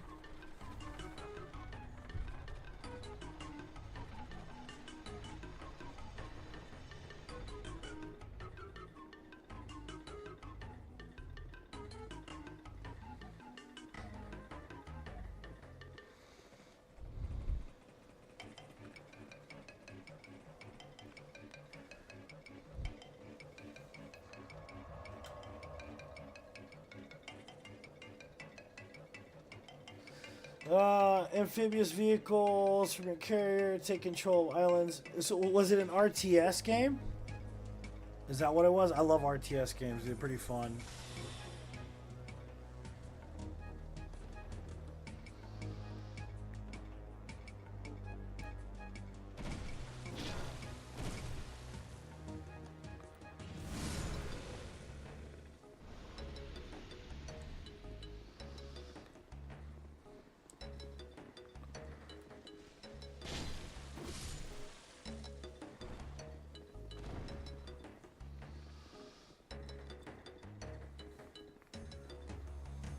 Picked it up at Salvation Army. The self-harm. I mean, it's funny. It's just the more absurd the weapon, the more I like it because of how stupid it is to use. It's usually how it goes with me.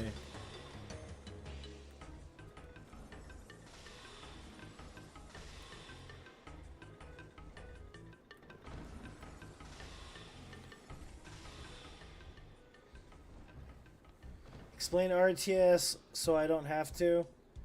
Real-time strategy game, turn-based. It's almost like a standard RPG type combat system, but you utilize groups of enemies. I mean, groups of allies and enemies against each other. So it's real-time strategy. That's what it stands for.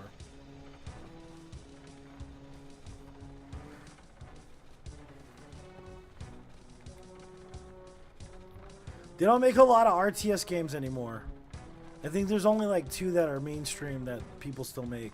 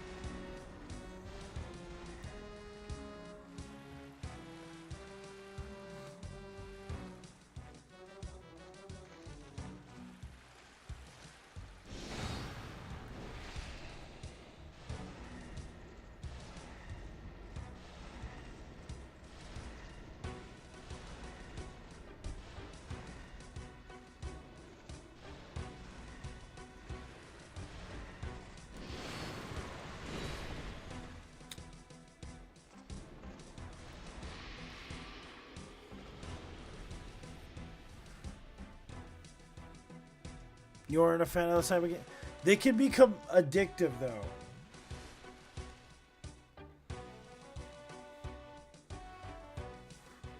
RTS, once you get the hang of RTS, they become addictive. But the only thing is it's not instant gratification a lot of the time. You have to plan out a lot of shit beforehand. That's why it's called strategy.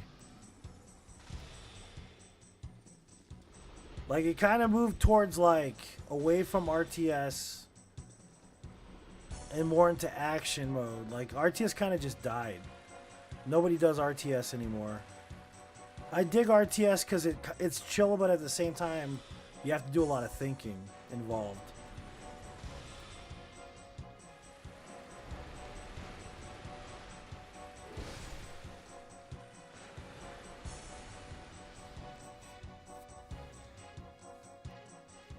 It's different because with Final Fantasy, it's legitimately turn-based. RTS means real time, so that means that everything happens in real time. So, like, you wouldn't be waiting your turn for RTS. You'd be moving your well, whatever you're using, like your army or whatever, in real time. The thing is that you'd have to have a more powerful army to beat whatever enemy you're fighting for different reasons. Like, for instance, if you're playing, like, let's say Age of Empires, for instance, right? You'd have to develop your country enough to have enough technology to make projectile weapons, for instance, right? And certain enemies are weaker to projectile weapons because they can only attack from up close. In Final Fantasy, you would be accosted by a group of individuals. Then you would wait your turn. Then you'd attack them. Then you'd let them attack you. In RTS, what you do is you set up your board and your allies a certain way, and you don't have to turn base it. You basically just set them up in a certain position to take advantage. Does that make sense? So you wouldn't have to wait for your turn.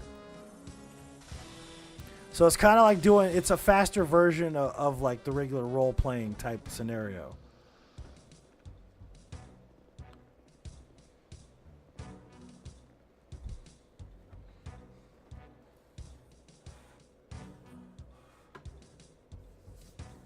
So that's kind of the reason why, like, a lot of the games that were RTS ended up turning into action games later on in different incarnations of it. Because it's basically an action game. But a lot of it depended on strategy at one point. Like the difference between Command and Conquer and Mech Commander, for instance. See what I'm saying?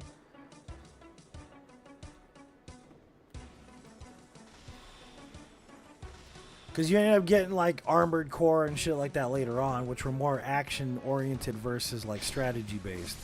And that's not to say there's no strategy in Armored Core, because there is, depending on what you're fighting and what you want your loadout to be. You know what I mean? But it's not as intensively strategic as like an RTS game would be, basically. That's why they had like, what do you call it, Metal Gear Solid Tactics or some shit like that versus like Metal Gear Solid. It's kind of the same thing.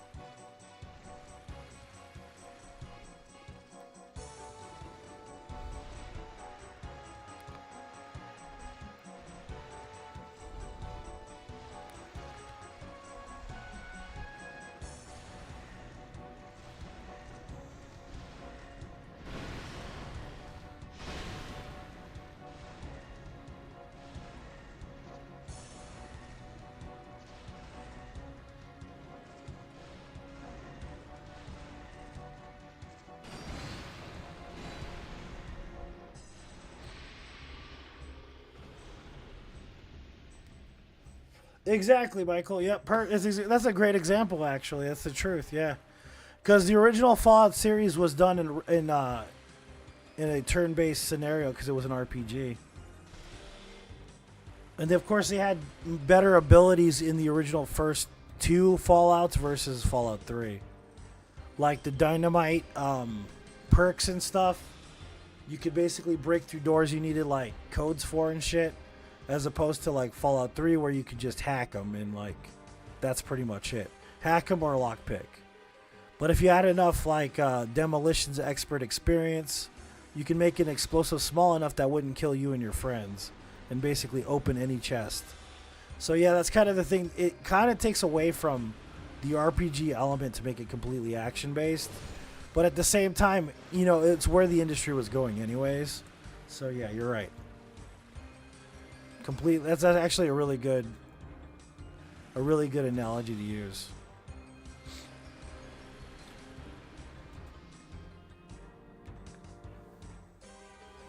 Yeah, because Oblivion's far more RPG.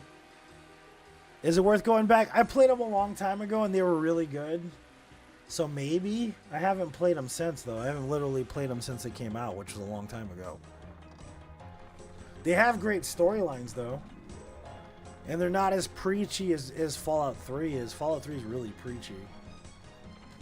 About humanity and being the savior of humanity. And all this bullshit that wasn't in the original Fallout series, which is more like... I mean, it was supposed to be like the Wild West, man. It's the apocalypse, you know? You could be a paragon if you wanted to be, but you didn't have to be a paragon.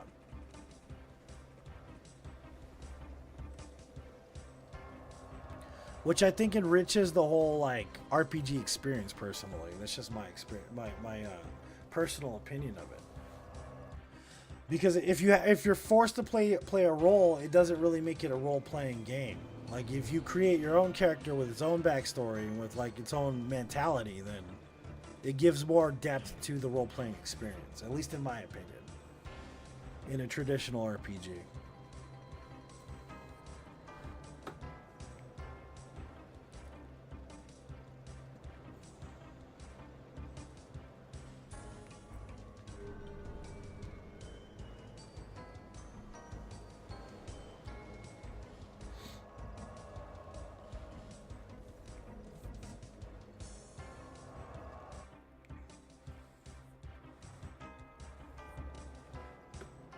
God, vampirism? Yeah, curing vampirism sucks, dude.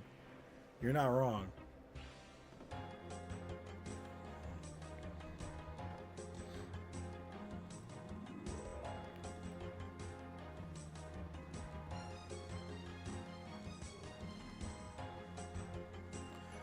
Alright, so we killed everything in Bastille. We just have to kill the boss now. It did suck. Yeah, everybody hated you, too.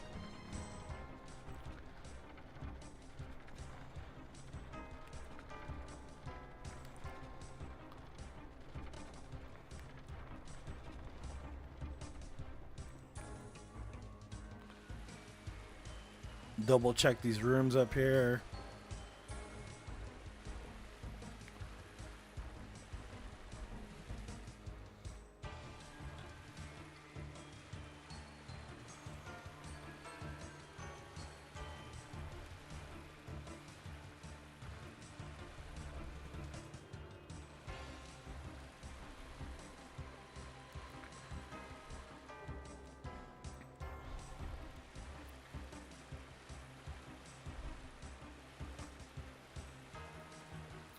And that's also one of the things is you got to understand, like I've explained this before, but I don't know who was here to hear it or whatever, but basically Bethesda didn't own the rights for Fallout and they didn't own the rights for Elder Scrolls. They bought the IPs. So when they made Fallout 4 and like, you know, the games they made in 3D, it was because they had bought the IPs and the engine for it. So a lot of the stuff that you could do in the old games like Daggerfall and shit like that, you can't really do in the newer games. So they started to slowly dumb down the RPG elements to the games. It doesn't make them bad. I like Skyrim. I think Skyrim's good. I just don't think it's as good of an RPG as like Oblivion is or Daggerfall or something. If we're talking about traditional RPGs. All right. But that's the thing about it is that now we're at a point where we have like Starfield, which is basically they took all the choices out of Starfield, made it less of an RPG, even though they classify it as an RPG, but it's really not as much of an RPG as it should be. And then we got, of course, like the new Elder Scrolls is coming out, and I'm gonna say it. I love Skyrim, but it is the least Elder Scrolls-y Elder Scrolls game there is. Yeah, that's also why they won't remaster New Vegas either.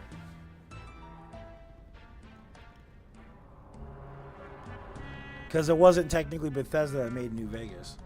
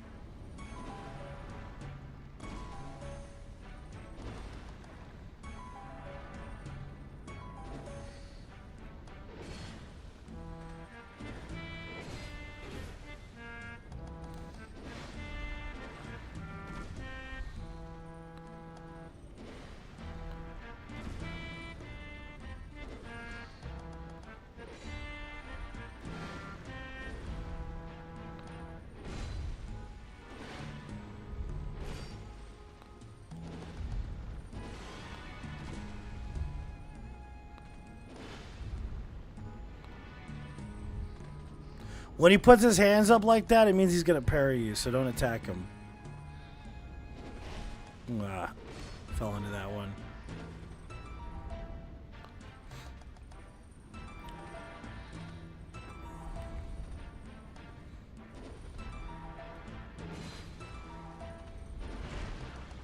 Okay.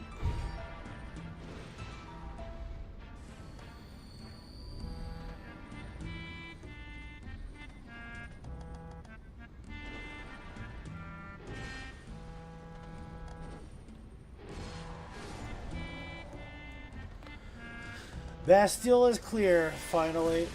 Jesus Christ, dude. It took forever to get through here. What's up, Sammy? Happy Saturday, lady. How you doing?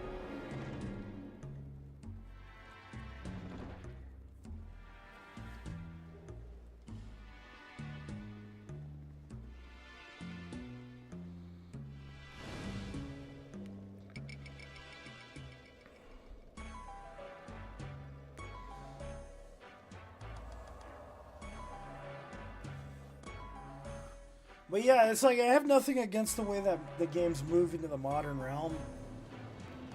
I just think that there deserves to be some clarity on what's considered like a traditional RPG versus like a modern RPG. Like the thing that's crazy is action RPGs very far away from the RPG element, but at the same time it kind of like I don't know, it circles back around to being RPG somehow with the way that the leveling systems work and the combat systems. And stays pretty true to the source material somewhat, you know what I mean? But like you get games that like kind of tote that they're RPGs and they're just not RPGs. No matter what, they're just not. You know what I mean? So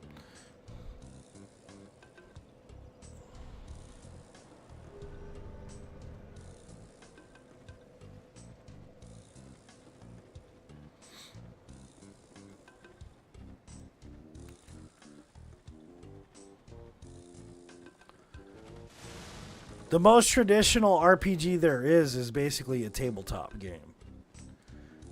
Everything that started on a tabletop game is what gave birth to modern video games that are considered RPG games, role-playing games. So we're talking like Dungeons and Dragons, Cyberpunk, shit like that. You know what I mean?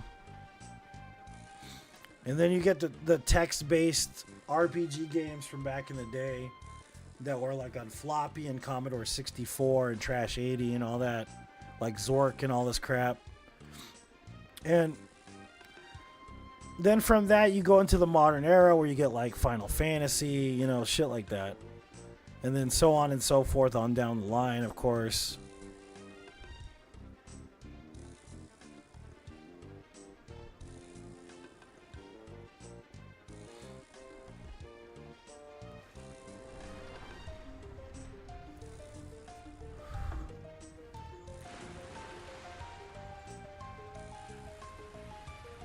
And then you start getting offshoots, you know, you get the Dungeon Crawler RPG. Like Gauntlet's a dungeon crawler, classic dungeon crawler game. Fun, but it's definitely not like, you know, Final Fantasy or anything like that.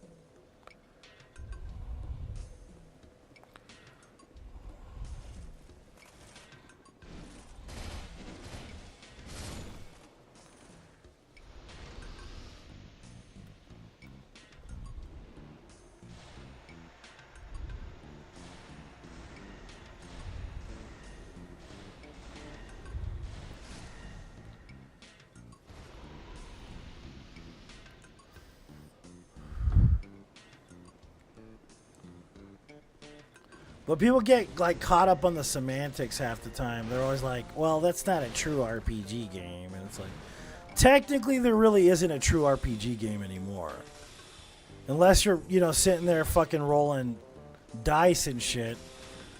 The argument can be made, basically.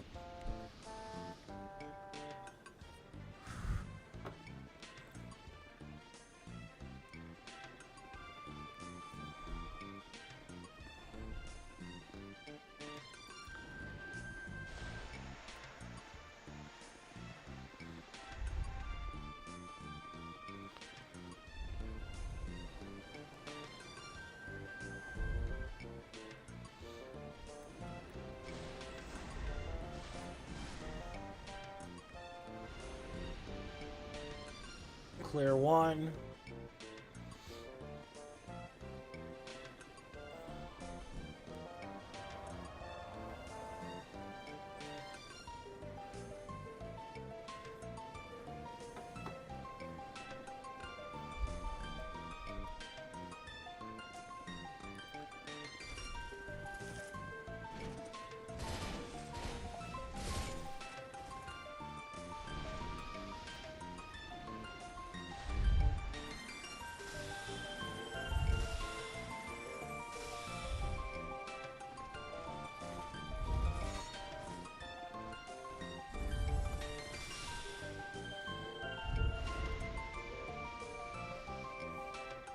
Risk, yeah, I remember Risk.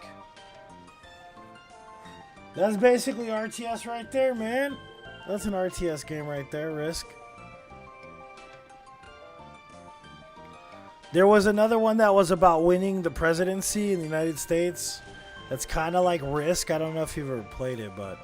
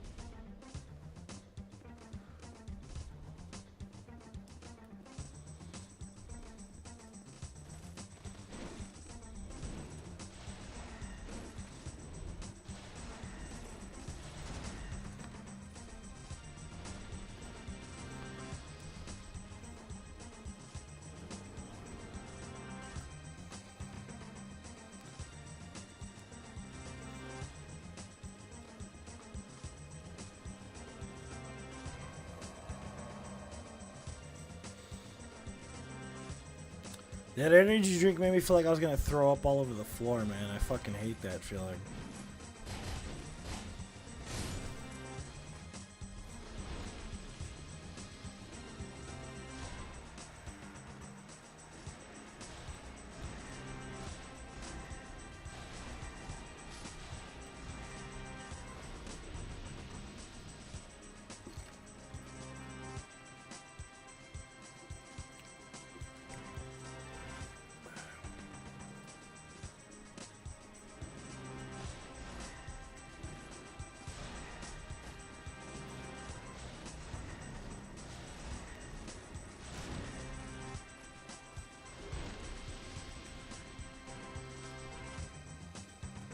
What happened to W? I'm still sponsored, but I just don't rep them that much.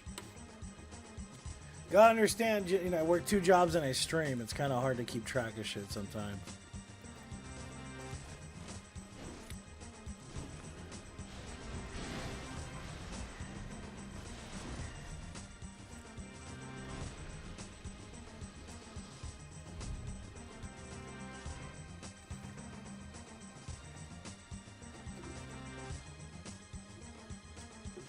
But yeah, I don't know, man. That fucking Celsius made me feel like I was gonna throw up all over the floor. Disgusting, man. Ugh.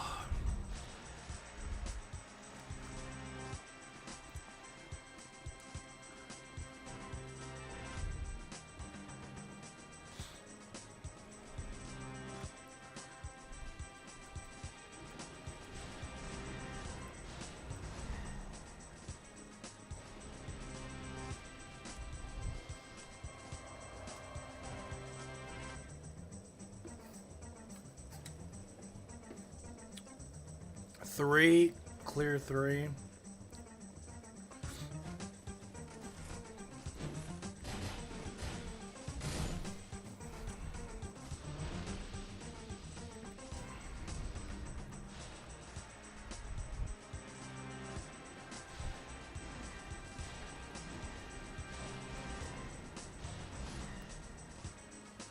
A lot of flu bugs going around. There's like whooping cough and all kinds of shit going on. Yeah, I know. It's fucking crazy.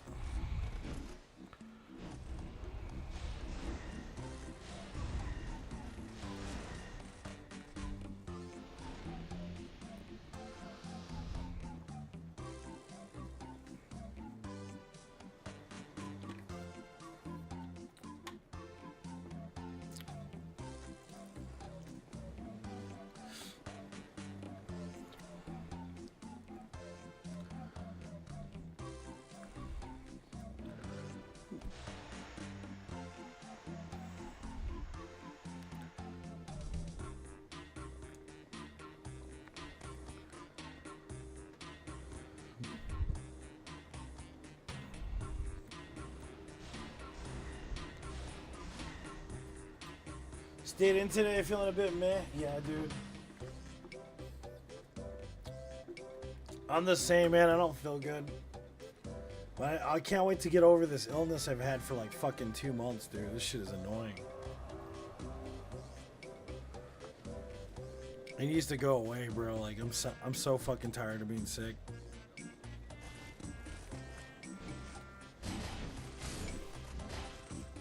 I thought for sure I had the gonorrhea.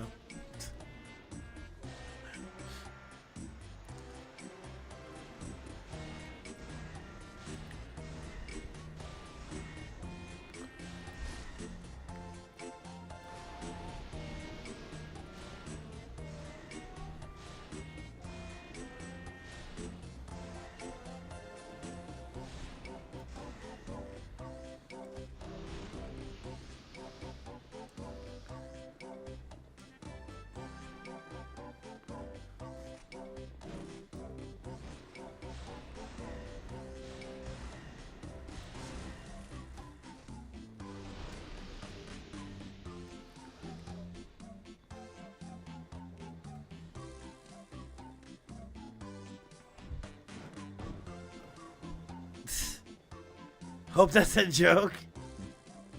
We'll see, I guess. I have syphilitis. It's a mixture of syphilis and something else.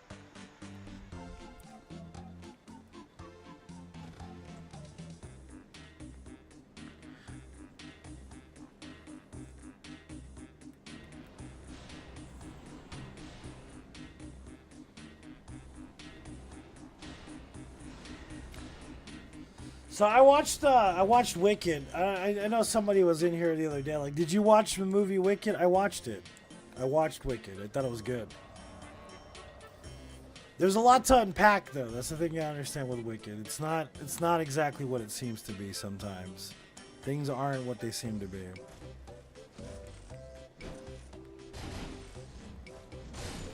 I'm supposed to see the Broadway show in January of Wicked. I love musicals. I'm a big fan of musicals. If you know that Ariana Grande is my favorite pop star, then you know that. If you don't know that, you don't know that. But so I was like, all the stuff at the right spot. Does that make sense for me? But I see like these reviewers that don't understand the dynamic of the story somewhat. A lot of people are like, oh, well, you know, Glenda is so used to, you know, living that kind of lifestyle. Because at the very end, there's this big poignant scene where she sings Defying Gravity, right? And it's a big production. It's powerful and moving and beautiful. You know what I mean? But there's some lines in this. So if you don't understand Wicked, it's about the story of Glenda and Elphaba, basically the Wicked Witch of the West, right? Long before Dorothy comes to the land of Oz, okay? And Elphaba's basically a girl who's been ousted her whole life for being green. Treated like total dog shit by her own family, by everybody. Because she's strange, different, whatever you want to call her, right? So she ends up having supernatural abilities that other people don't have. She's a true witch in the purest sense, right? She ends up going to school with her sister and basically forced to stay there because of her abilities. And in the process, it ends up meeting the good witch, Glenda, right? It wasn't known as Glenda back then. It was Galinda. Okay? So there's this dynamic between the two because Galinda, she's not necessarily a witch at all. She has no power.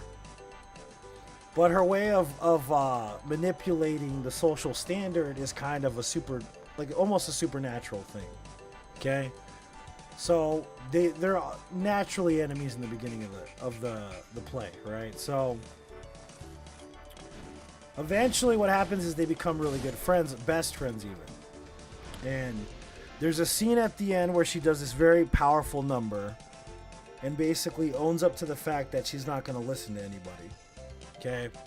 But I see a lot of these reviewers that are like, it's because Glinda was so used to being, you know, in society that she doesn't know how to adapt to not being within society's confines, which is total bullshit. It's a bullshit review. It means they don't understand the actual inner story of the, you know, the play itself in the book or whatever, right?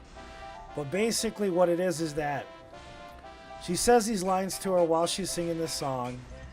You're having delusions of grandeur. I hope you're happy. I hope you're happy now, she tells her, right? And what it is that the wizard doesn't like animals. So he's basically having them so they no longer speak within the kingdom. And what she's saying to her is that we could have solved this problem if you would relax. And we would try to change it from within, is basically what she's saying to her. Because that's how Glinda fights. She fights from within society. And it's kind of the parable within between, you know, two types of people. There are people that are like, I don't want to play this rigged game because I know it's rigged. And they're right. It is rigged. It's been rigged since the beginning of time. And it doesn't matter if we're talking about, you know, a fictional world, fantasy, whatever. Or even our society as a whole, you know, living wherever you live. It's fixed. The outcome's fixed.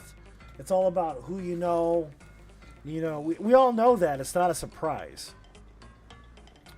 But the key isn't to, how do I put it? Basically shit all over society because of it. The key is to play society's games and change it from within. And that's kind of the difference between Glinda and Elphaba right there. Because Elphaba can't sit by and let bad things happen, which is normal for most people. The other one knows that she can change things as long as she does it subtly. And I think that's why the review bothered me so much. It's like, you really don't understand the dynamic of these friends at all. But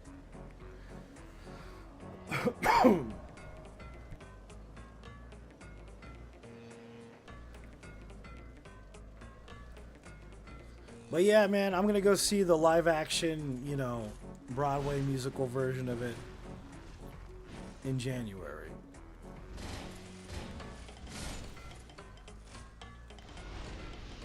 And there's lots of nuances like that in general and storylines and stuff. You know, it's not as clear cut as it always seems. Let's just put it that way.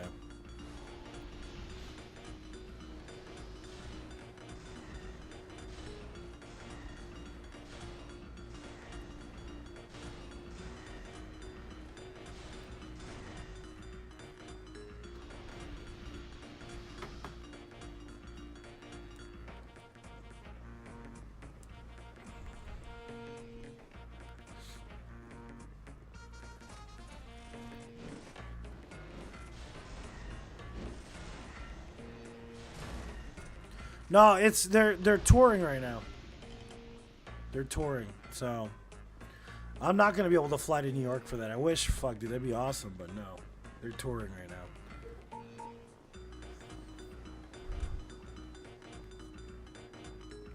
I wish I could go to Broadway. That'd be fucking awesome, dude, but no, can't afford that. I got too many responsibilities here.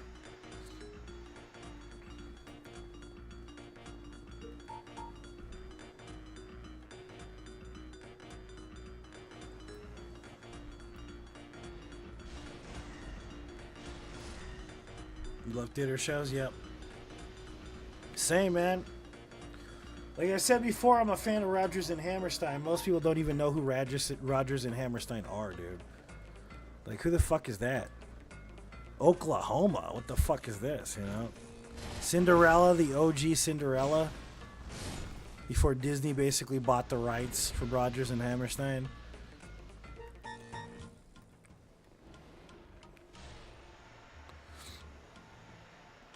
And I'm not talking about the animated film. I'm talking about the movie that they put out with Brandy in the 1990s in Whitney Houston, which was the original Rodgers and Hammerstein musical.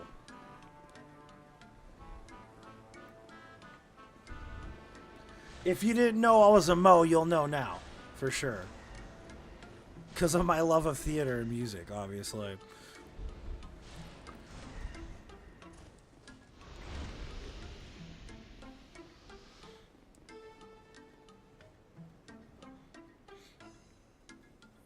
Does a Shakespeare festival every year? What's your favorite Shakespearean play, dude? I like King Lear a lot. King Lear is pretty interesting.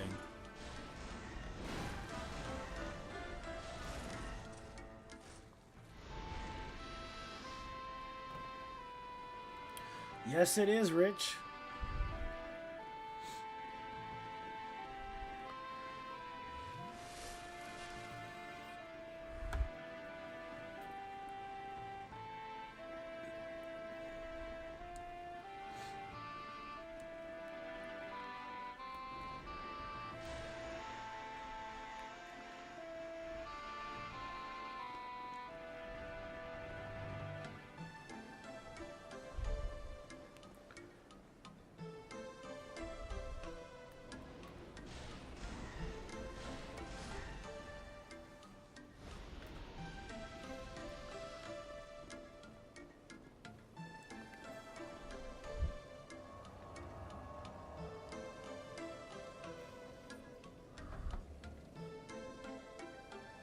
It's like $160 a ticket for nosebleeds, by the way.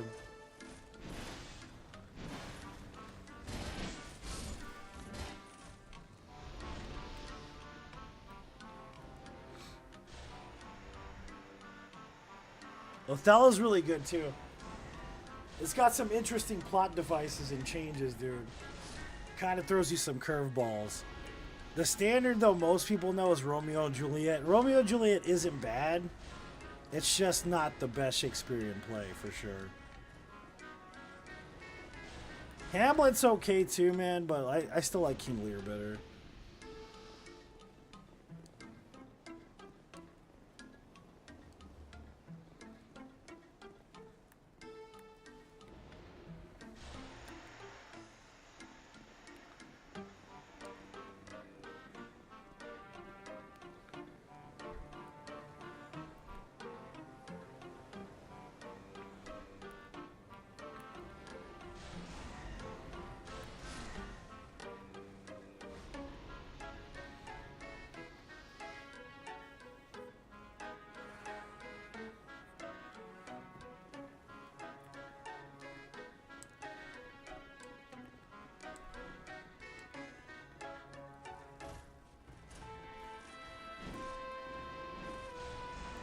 So people ask about sorcery and using sorcery.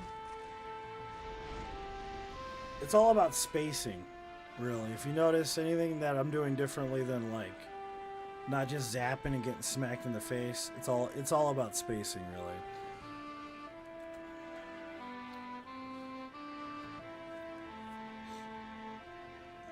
They're definitely not Tyrone, yeah.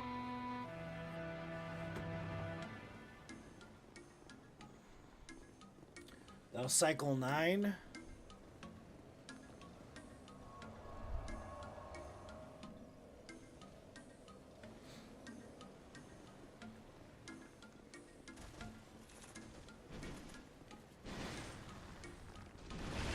You still got me with that, you shit.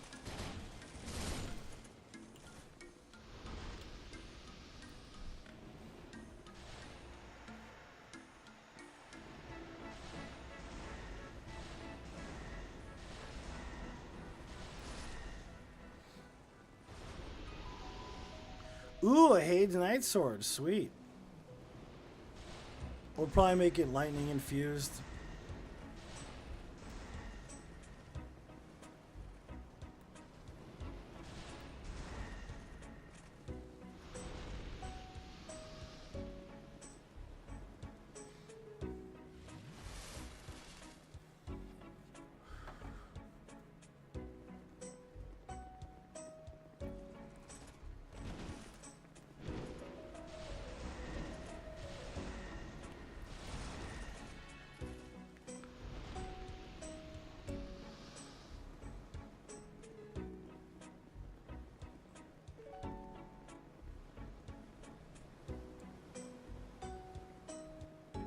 Man, this run is so fucking tedious, dude.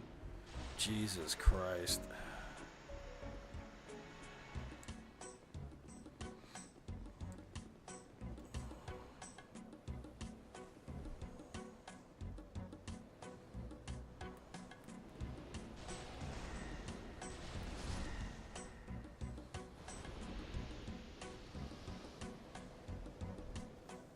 Cycle 10.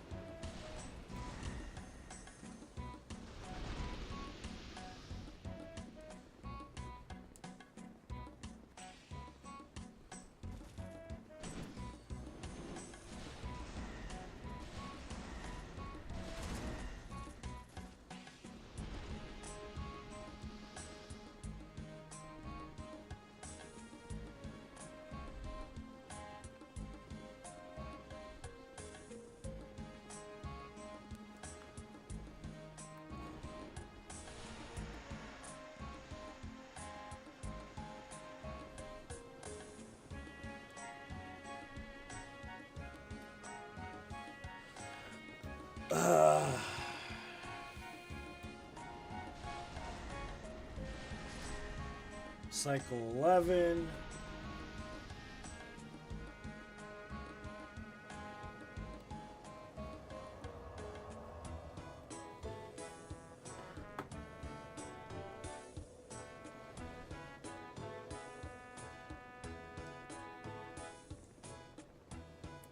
Okay, that was cycle 12.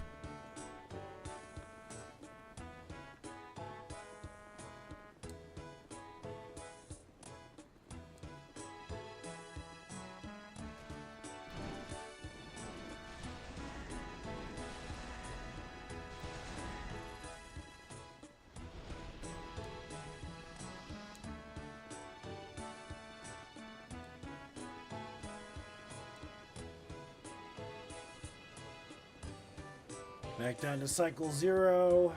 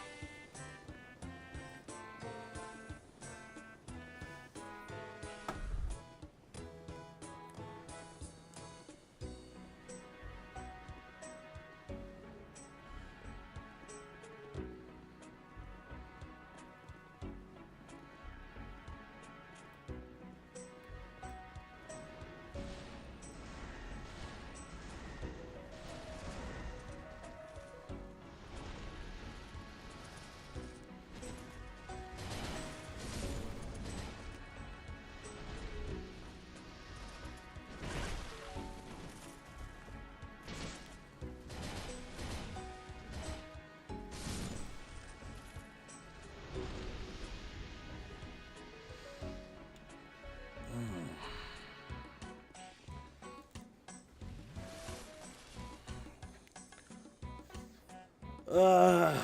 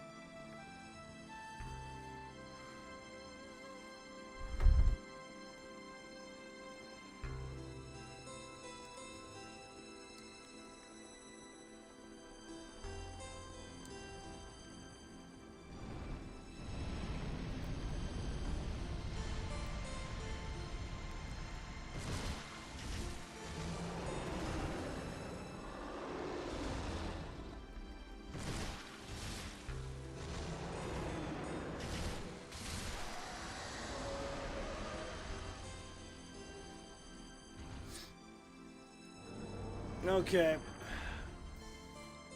Dragon's Dunzo, cycle 1 complete.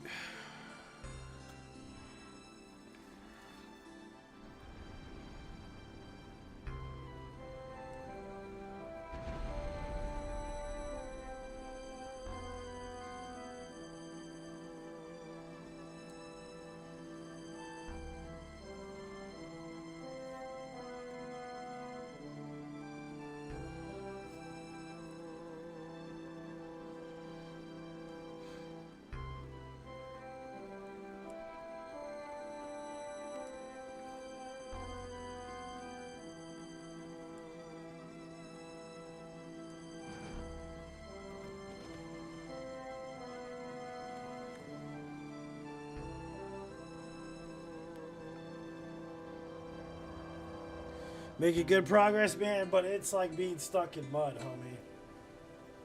You know what I'm saying? That's the thing about this run. It feels like you're eternally stuck in mud, basically. You're right, though. It is good progress. It's just, fuck. You know what I mean? 12 more times of doing that is just like, ugh, gross.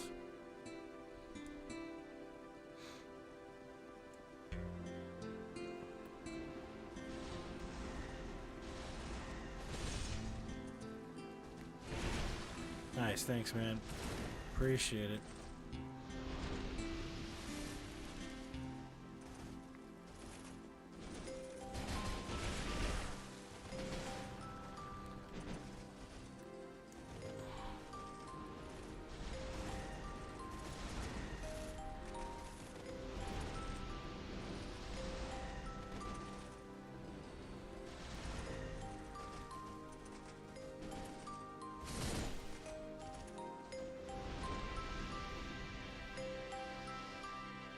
At least Bastille's done? Yeah, you got a point there. You do have a point. For sure.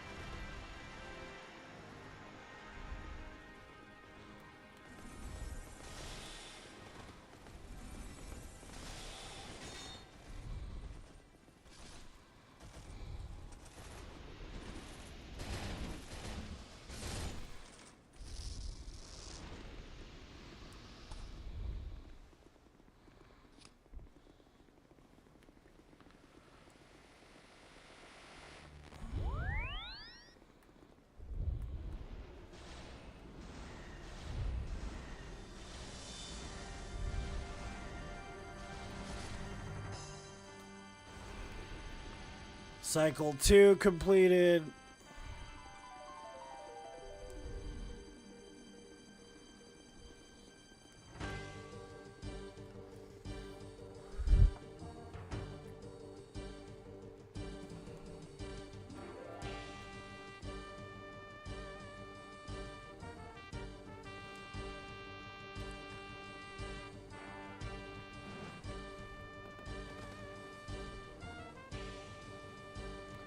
You have to break up the monotony of this run, though, by doing other shit sometimes. You really do, because if not, you're going to get stuck.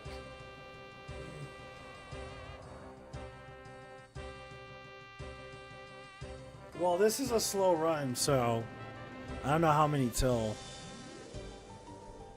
I've done 446 no death runs, though. This run is super slow, though. It's meant to be super slow, though.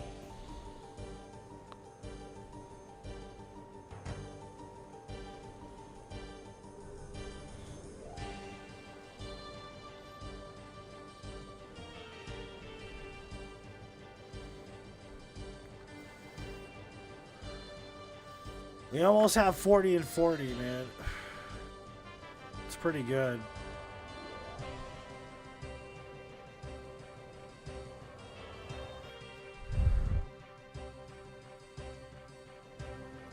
I think that equals out to what? 540. 540 44? 444 more runs? 544 more runs till we're at 1,000 total? Something like that.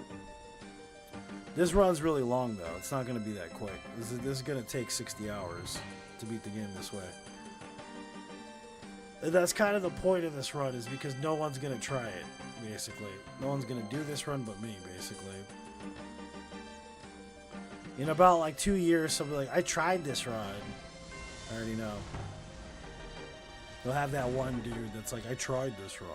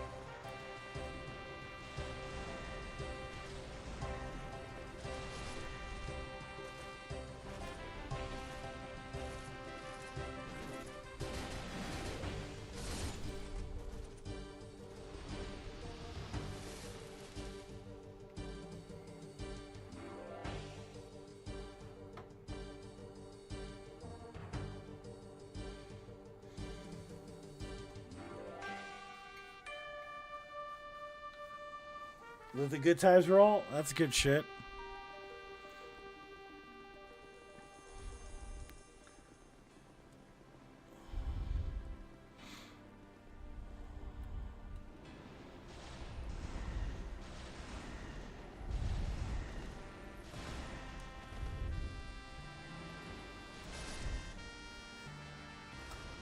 Cycle 3 completed.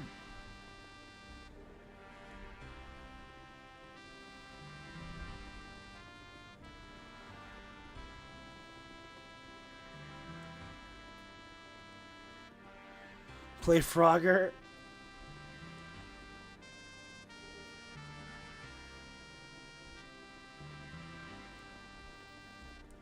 I like the Cars too. I think the Cars is one of the best bands ever made.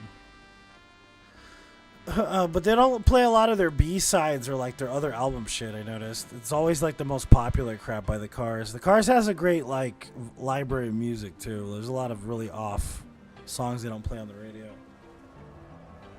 You know what I mean?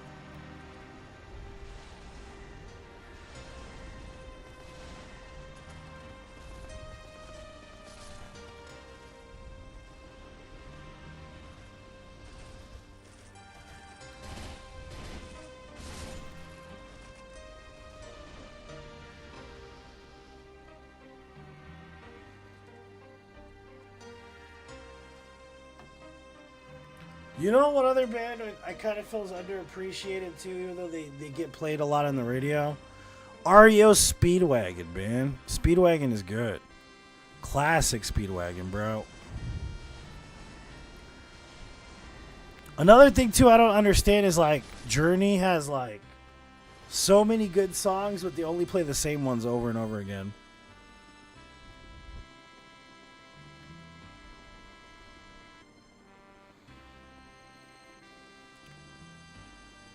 You do get more play from Journey than any other band, though.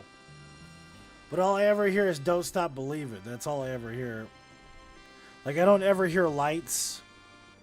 You know, Lights is a great song, dude. Like, it's one of my favorite songs of all time.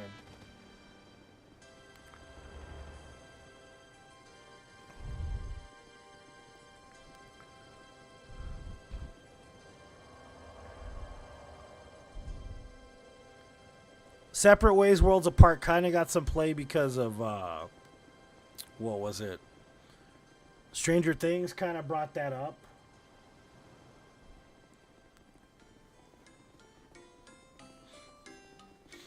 That's a great track by them, by the way. Separate Ways, Worlds Apart. It's probably one of their best songs.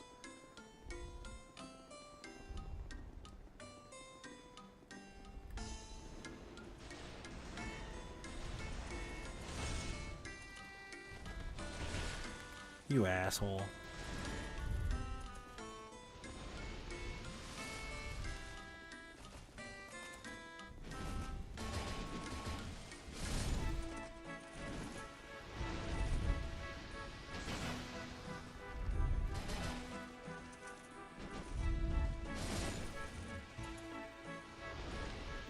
Yeah. They're still in the process of releasing it. Millie Bobby Brown is like fucking 21 now, dude. So it's just kind of weird, right? Like, she's probably older than that. She's probably like in her mid 30s at this point.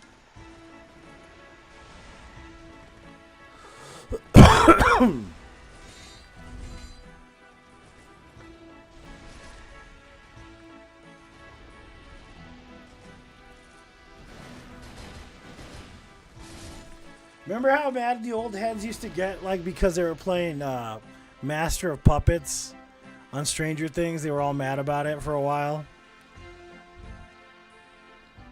It's like, just let the kids enjoy the music. They've never heard it before, dude. You know? It's a good track. Master of Puppets is a great track. Look at all these new kids liking Master of Puppets. It's like, dude, it's got to get some play. You got to expose these kids to good music. You know what I mean? Is it overplayed somewhat? Yeah, a little bit. You know, Master of Puppets is a bit overplayed, but to the kids that never heard Master of Puppets or Ride the Lightning or Injustice for All, I mean, it's a good place to start. Those are great albums and great tracks and shit. You know what I mean? Like, they need exposure to that shit.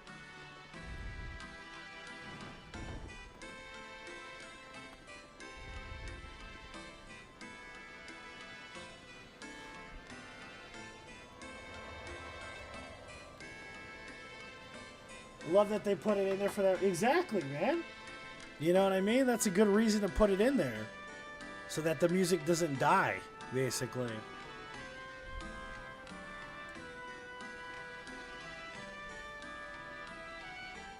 As much as I think Lars is a dingleberry, I still think that they were fucking great in the 80s and the early 90s.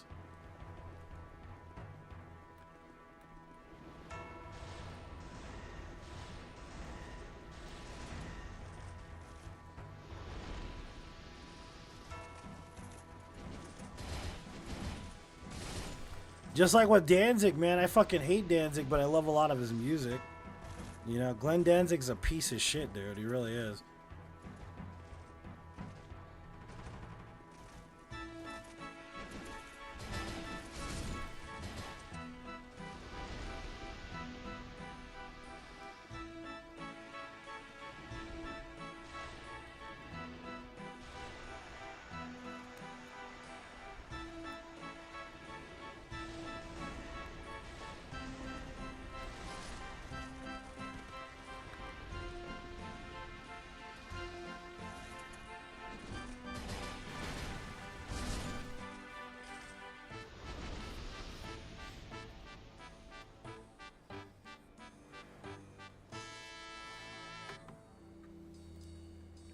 Spring, I think so. Yeah, it has to be spring. I'm pretty sure. Metallica had the best reply to everyone. Welcome into the new Metallica, into the Metallica family. Whether you've been listening for 40 years or 40 minutes, all of you just started one day at one point. Hell yeah, it's the truth, man. Them albums were fucking fire, bro. I'm telling you right now, dude. Ride the Lightning, Justice for All, fucking, dude, they were just great, bro. You know what I mean? Like, those are albums that shouldn't be forgotten. I know that, like, some people love to talk shit about Metallica, and I know why they like to talk shit about Metallica. I get it.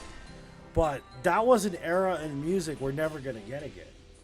You know what I mean? We're never going to get that era of music. Thrash and all that, the way that it was brought into, you know, the genre of metal and, like, influenced by certain tracks and, like, you know, like Death is a great example of a band that's pretty much died out. I love Death. I have like 7 of their albums right here, right next to me, actually. You know what I mean? I have the Live in LA, I have the re-release stuff, I have B-sides, I have all kinds of shit on Death. They're basically the creators of death metal. You know what I mean? But it's like none of the kids even know who Death is. You know, like it's just kind of sad to see that shit just fall apart, you know. Realistically, I don't see some kid riding around listening to Morbid Angel unless they got some understanding of what music is.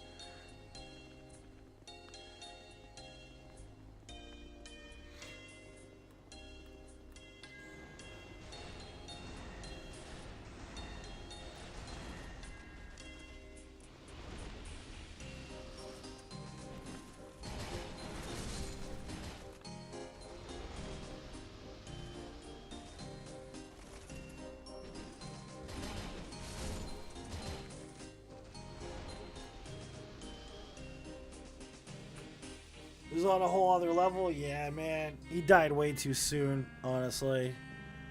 Way too soon. Well, like Blinded Guardian. Y'all ever heard of Blinded Guardian? Blinded Guardian has some of the best production I have ever heard in a fucking album. And that's metal music, of course, and it's heavily inspired by, you know, Lord of the Rings and shit, but Blinded Guardian's vocals, my God, bro. By God. Not, of course, the instrumentation's great, but holy shit, dude. The vocals from Blinded Guardian? Whoo! You ever seen Jesus Christ Superstar? Imagine better vocals than Jesus Christ Superstar on a metal album. That's basically Blinded Guardian.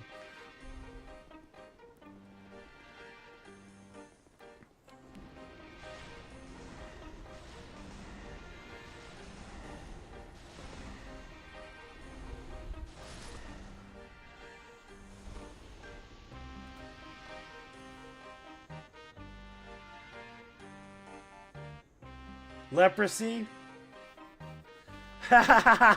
Dude, I was actually looking at Leprosy in my collection, I think 2 days ago. I have Leprosy.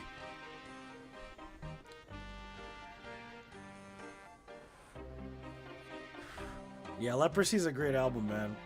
It's pretty damn good. My favorite, though, is Live in LA. That's like my favorite because it has the best of everything in it. Philosophers on that. Like Living Monstrosities on that, like all those tracks, all the good ones are there on Live in LA. It's a good introductory to Death. If you've never listened to Death, the album to check out would be Live in LA, because they're fucking good, man. Live, they were just as good live as they were on the albums. They were fucking good, really good.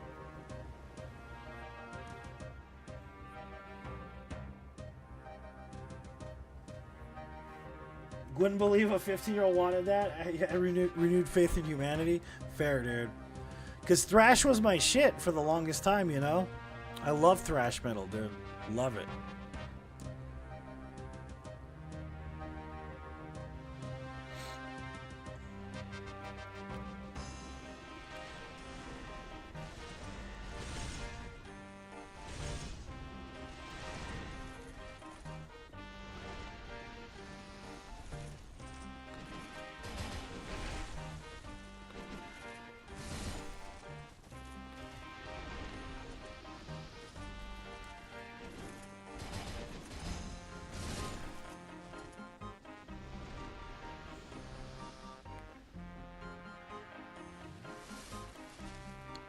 And it's just crazy because without bands like that, there wouldn't have been, like, you know, Slayer and all that. The popularity of Slayer wouldn't exist.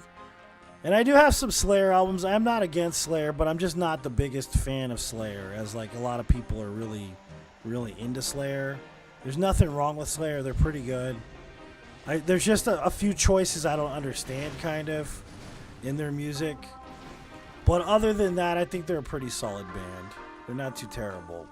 But Pantera, I've actually never listened to a single Pantera album ever, by the way, John. I know that's considered like sacrilegious somewhat, man, but I've never heard a single Pantera album ever. I've heard tracks, you know, I've heard a few songs, but I've never actually sat and listened to a Pantera album ever, not once.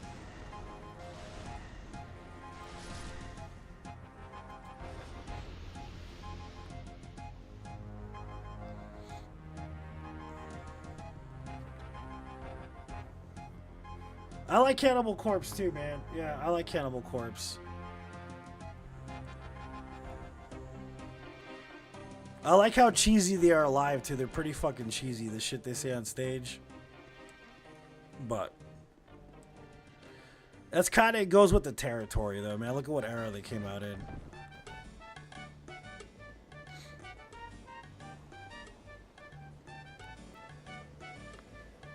What's up, Alex? Welcome.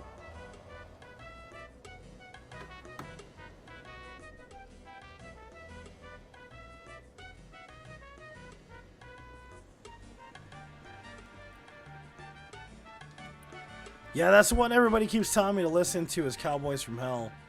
They say that one's really good.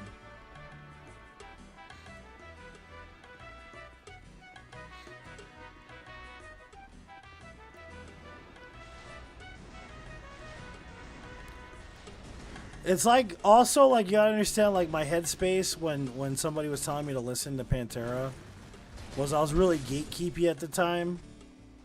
I'm not so gatekeepy anymore, obviously. But it's the same reason why I kind of, like, started to hate on Slayer a little bit back in the day. Because of the use of, like, pedals a certain way and, like, punk riffs and shit like that. And I wasn't the biggest fan of nu metal either. Like, I didn't like nu metal when it came out at all. Like, I wasn't like, oh yeah, dude, I gotta listen to me some Evanescence and, like, you know, Korn and stuff. You know, I was kind of an asshole about it, actually, when it was popular.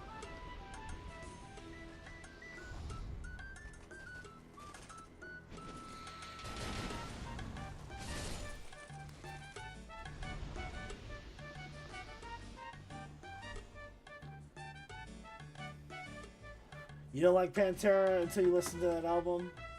They started as I've heard that story, yeah. They started as a glam rock band, yeah. I've heard that. They were, like, inspired by the New York Dolls and shit, right?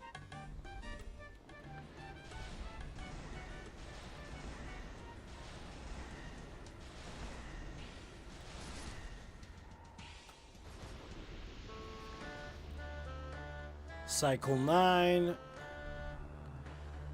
3 more cycles. But see, I don't even listen to that kind of music anymore at all. That's the thing about it.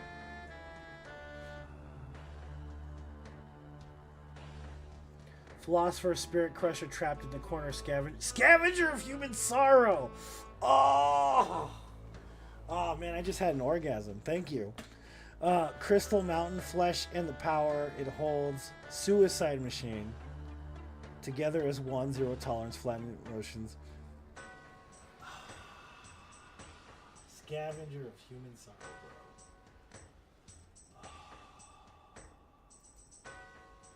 You just said the magic words, bro. I'm just saying.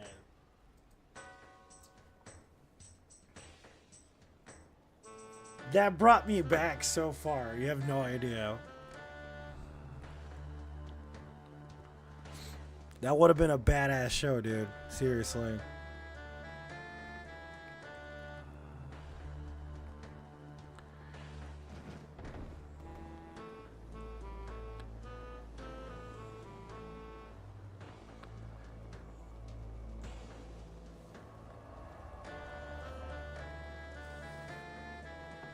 Hell yeah, it's a solid. Dude, that's like my dream come true. That's like 2 hours of music, it feels like, dude. Especially with all the runs and the fucking, like, bridges and the fucking solos and shit. Jesus Christ, dude. That is immaculate. I'm telling you right now, that is immaculate.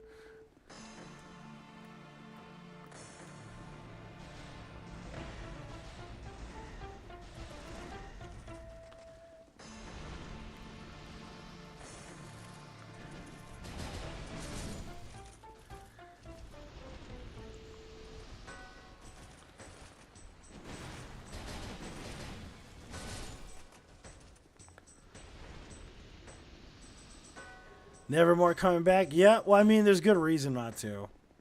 They're tasteful, at least. I'm not trying to be mean to people that come back when they don't have somebody, but it's tasteful that they don't. You know what I mean?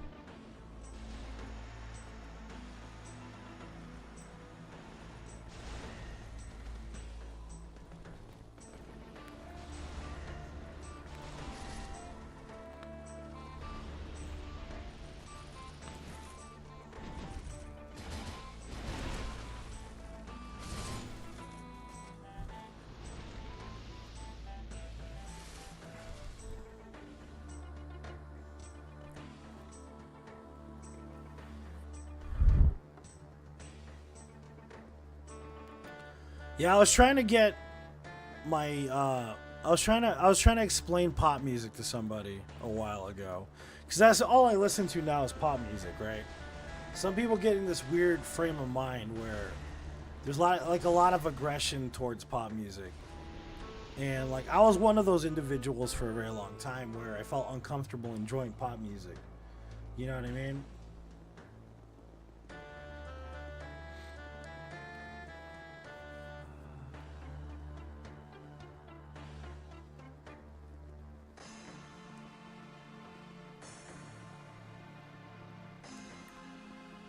But like I talk about eras. So the thing is, I understand pop music better than I understood it when I was younger. I think that's what it comes down to, is that like it has to do with eras. Like, you know, I talk about it sometimes, but obviously I'm a big fan of Ariana Grande, right? People are like, "Whoa, I don't understand why you like Ariana Grande so much." There's lots of reasons why I like Ariana Grande, but you gotta understand eras in pop music. So basically the way pop music works is that it's well written, it's catchy, and at the time it's the best possible amalgamation of every part of culture put into one situation.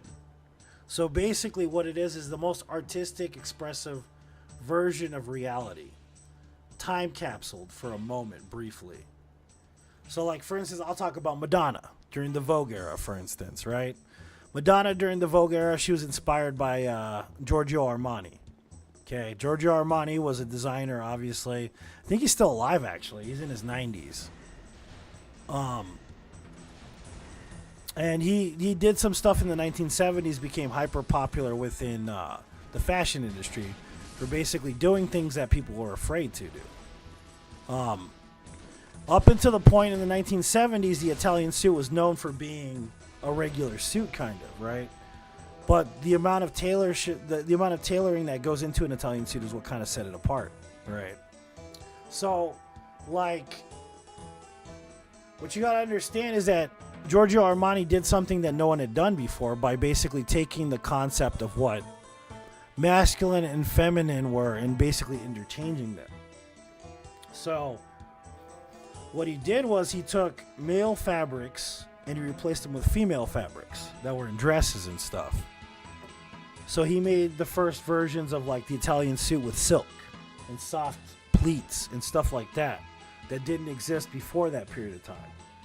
And then he took the feminine aspect and he made it masculine with the shoulder pads, the power suit, basically empowering both sides of it to kind of like mix gender roles somewhat. It was something that had never been done in fashion before. It was groundbreaking. So Madonna was heavily inspired by Giorgio Armani's stuff from the 1970s. So she had an era which was basically created from the memory of viewing Italian designer Giorgio Armani, the way he set up the market back then, about empowerment for, you know, being a female. And so her whole guise kind of was built on the brand of something that she remembered that inspired her to do so. So you get the Vogue era, which is a high fashion era, which has to do with fashion, dance, songwriting, and overall presence. And it's the only time in history where there will be a Madonna Vogue era. And it sounds nuts and it sounds crazy, but there is a lot of artistry that goes along with that. Creating a whole feel, a whole vibe, a whole situation. Basically high fashion, high art, high music, all at once. In one moment in a time capsule in the 1990s.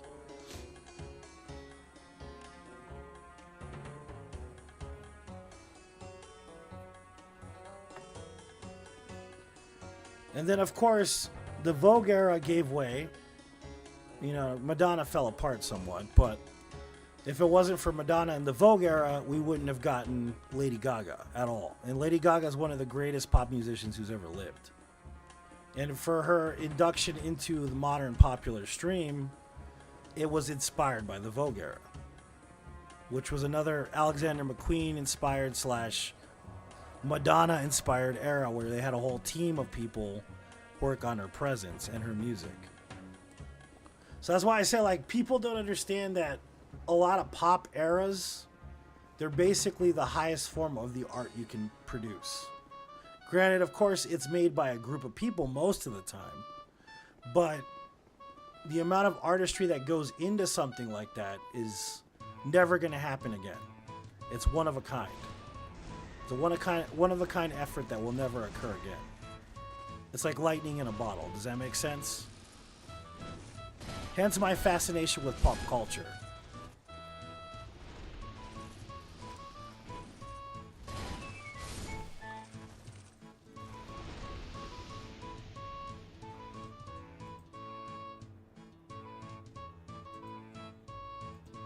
A lot of people are giving Ari too much flack about her romantic life. No one knows her full story. Casting stones. She's used to it. The thing about Ariana Grande is I don't like her because of... How do I put it? It's not necessarily just because of her personality.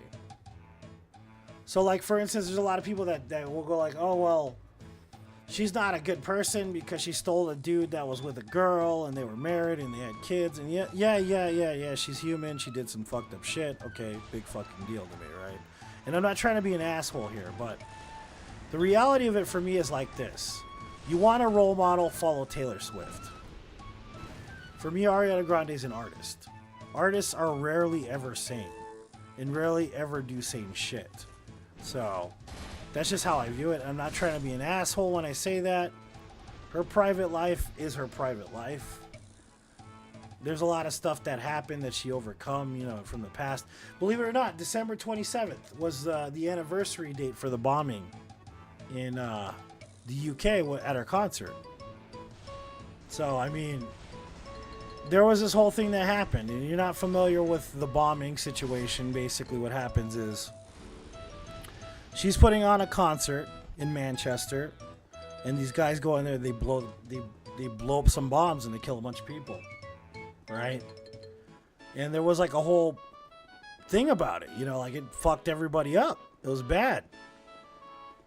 And that anniversary, like I said, is on December 27th. So like yesterday, basically. And there was like a whole thing, and she was basically going to give up on music. She didn't want to do it anymore. And then she saw the amount of like positive, you know, people that were willing to go out there and see her, and died in the process. And when she was basically at her lowest point, she decided it wasn't fair to the people that came out to do that. So they did the One Love concert in Manchester, which all the benefits of the show went to the families of the victims. And she basically put it on for free after the fact. And of course, her, you know, her confidant, which was Mac Miller at the time, there's a lot of pictures of them being together and stuff. But if you listen to the song "Breathin'," which 90% of her music is written by her, by the way. I know some people don't know that, but the song "Breathin'" itself is actually about how she used to have panic attacks after the post-traumatic stress of the bombing, and how Mac used to calm her down from having the panic attacks by telling her to breathe.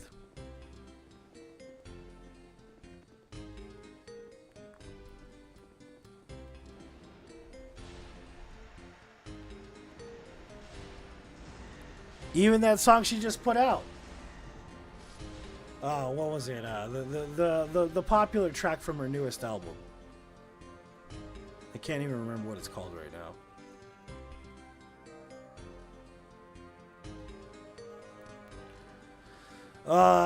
Yes and there's a lyric in the song says, "Say that shit with your chest," right? That's actually a Mac Miller lyric. Believe it or not. That's where she got it from, Mac Miller. You know what I mean? And if you look at the photos of Mac Miller when he was doing his album stuff for The Divine Feminine, he does the hand signs over his face, and in every picture she does that's related to her music, she does the same hand sign. So she hasn't been the same since Mac died. At all. She's going through her own shit, dude. Literally. Like, after Mac passed, she called him 216 times, bro. On his phone. There were 216 missed calls from Ariana Grande. So that was the love of her life. She's never going to be the same. She's got her own shit going on, you know what I mean? And granted, I'm not making excuses for her, but the public's a bit hard on her. Let's put it that way. What's up, Brian? Welcome.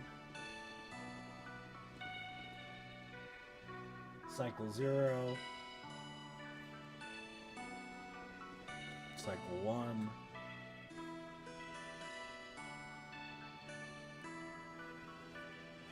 She was perfect casting for the role, I agree. But they also don't like that she played it the way she played it, which, I mean, it is what it is.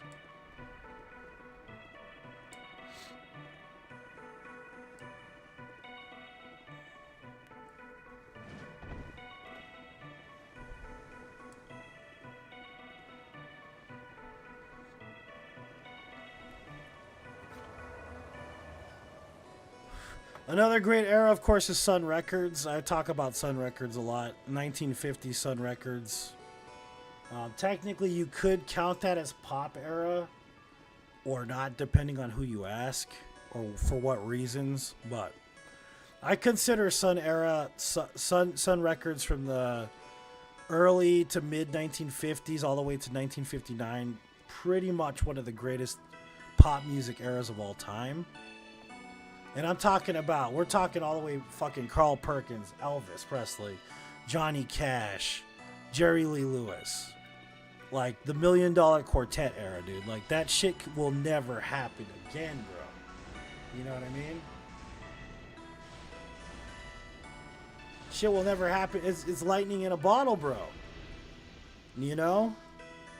When Elvis did Carl's song on Ed Sullivan, he was pissed because that he was supposed to perform Blue Suede Shoes on Ed Sullivan's show, and he was pissed off about Elvis doing his song, and now everybody thinks Elvis was the one that created Blue Suede Shoes.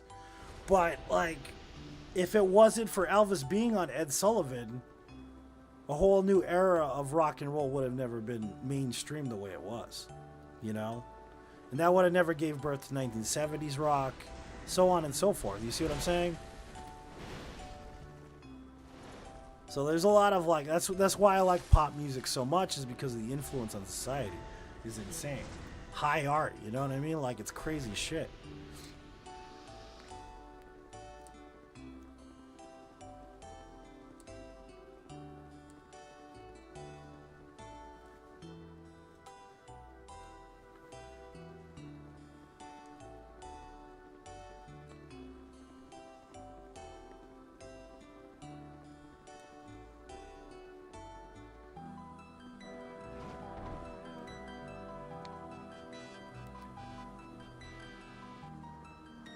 Yeah, because imagine living in an era where everything in the 1970s sounded like Pat Boone.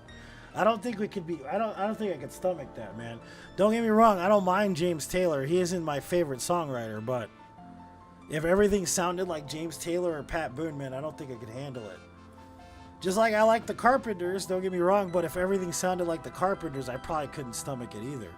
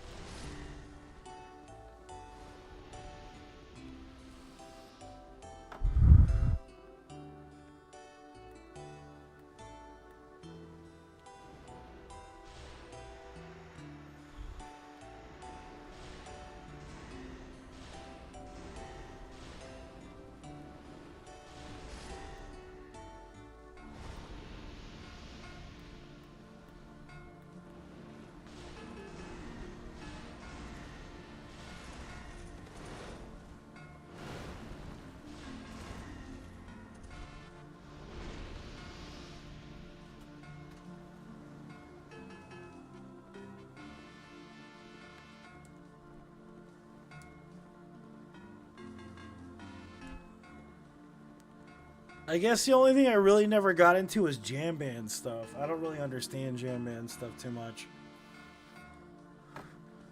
I know there's a place for it and people really enjoy jam music, but I don't get it, I guess. I don't know why I don't get it. Maybe if somebody explained it to me in a different way, I'd probably understand, but jam band music just never appealed to me for whatever reason. I even like country music, for God's sakes. You know what I mean?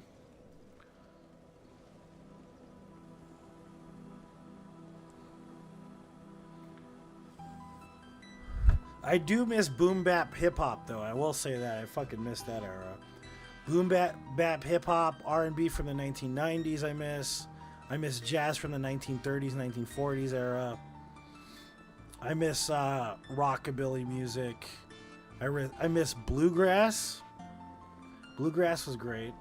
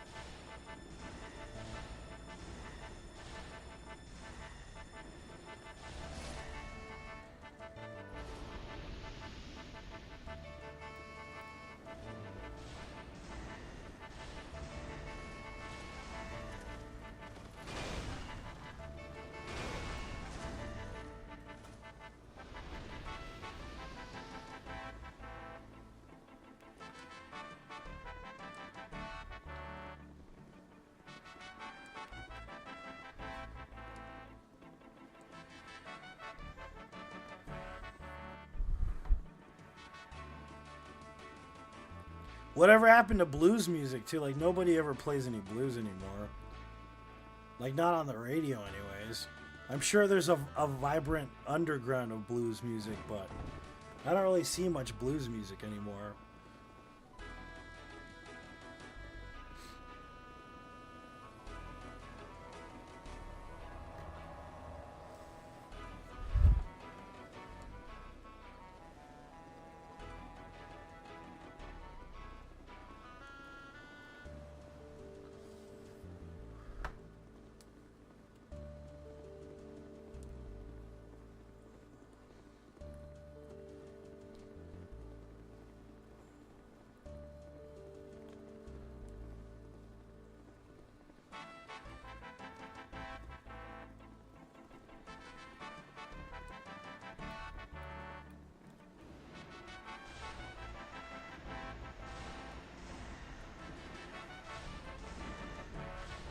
Thanks for the game controller, man. I appreciate it, Davey.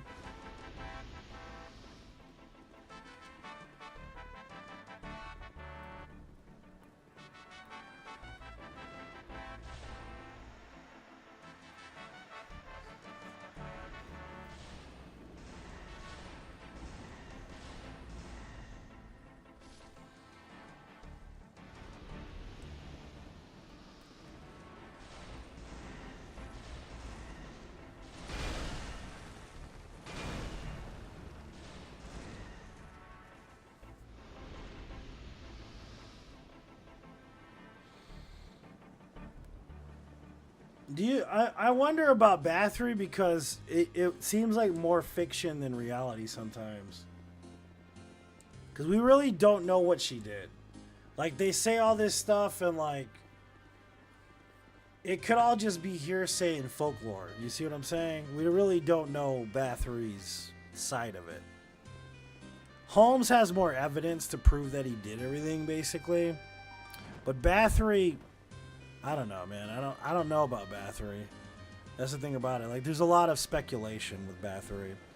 They say what she did. There's pictures and there was the crime scenes and all that, but it's just they don't really know everything that went on with it. A lot of, yeah, exactly what I mean, man. There obviously something that went on there, but we really don't know because it's kind of lost to time. So it might be more interesting to interview Bathory. Holmes is probably more like, it's kind of clear cut, really.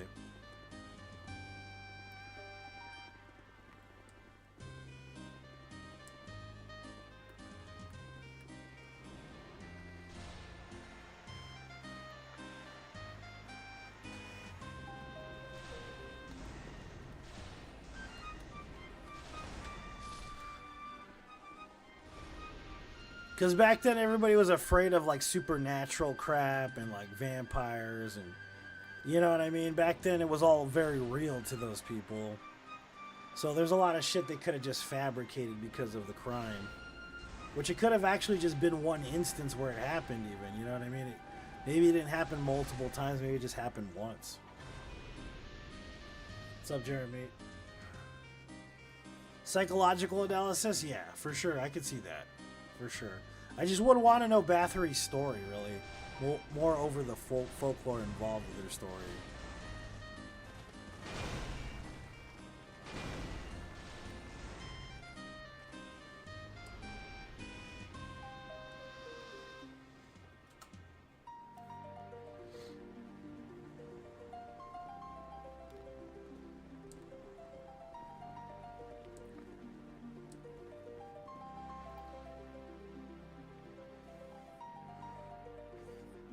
Find a way to off you mid-interview. That's actually a good, valid point there. Sign this piece of paper, dude.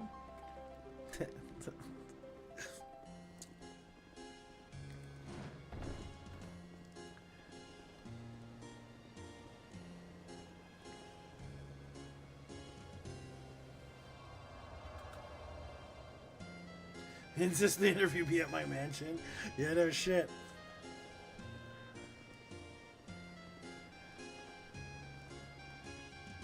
But if you think about it, that's kind of interesting. Like if somebody were to write a novel in the vein of Interview with a Vampire, but they did it with like one of the fictional murderers.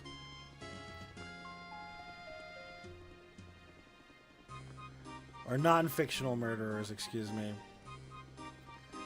That'd be an interesting novel.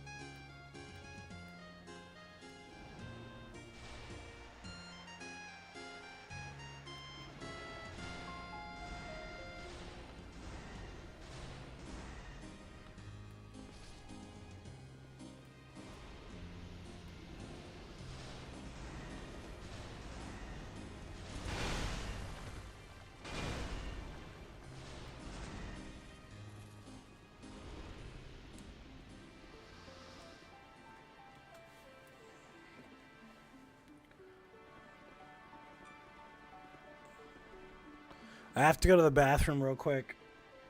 We're on cycle 7, so that means we need, what, 5 more cycles left till we can fight Ornstein. I'm probably going to restart my TikTok stream because they were saying I was being abusive by mentioning songs by Cannibal Corpse and stuff.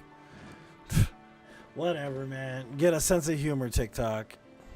Jesus. I'll be right back.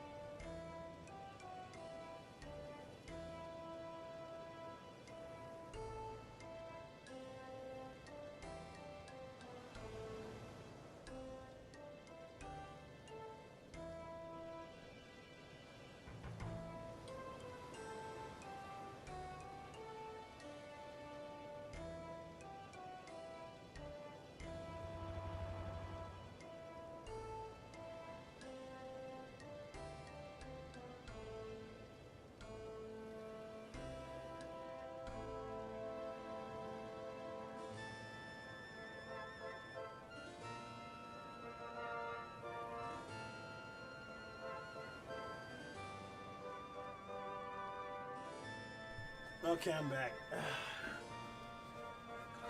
Okay, let's end this TikTok stream.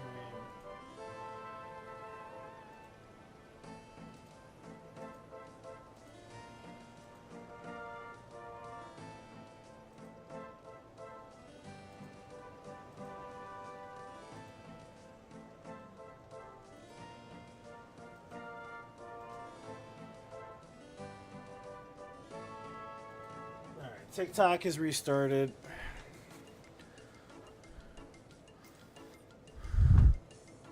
We're on cycle 7 here.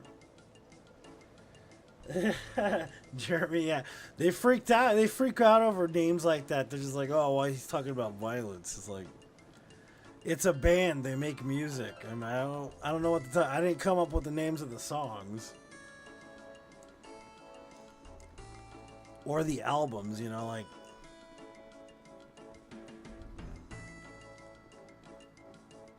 What's up, Patrick? Welcome. But TikTok doesn't have a sense of humor. They don't understand humor. So, we have to play by the rules.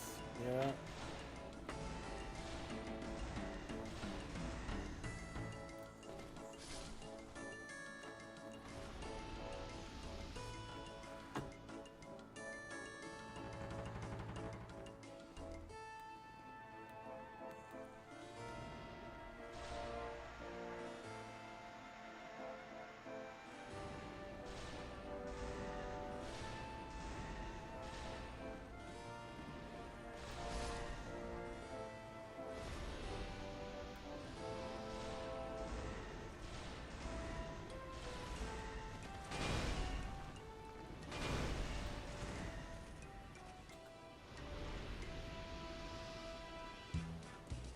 Really? That's so stupid.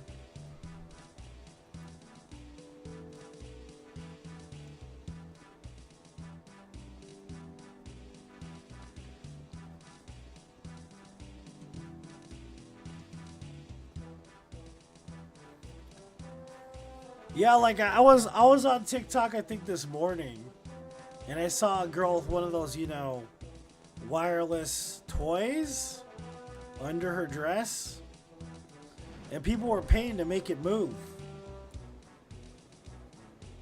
if you know what I'm saying. So kind of weird that they'll flag me for talking about Cannibal Corpse, but that lady gets to make her a little money, you know, doing what she's doing.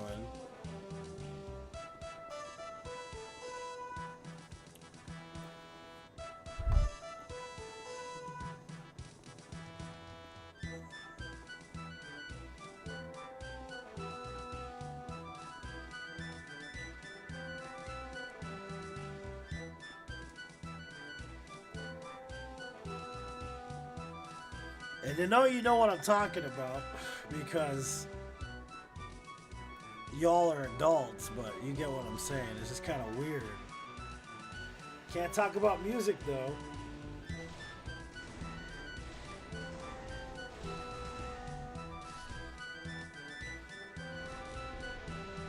Make that pay. I have no qualms for it, but I just don't want people ousting me because I'm talking about music versus some shit going on like that. It's like, where's the double standard here? Because I'm not sticking some, you know, thing up my dress and, you know what I mean? Like, come on. If that's what TikTok wants, I'll do it, but...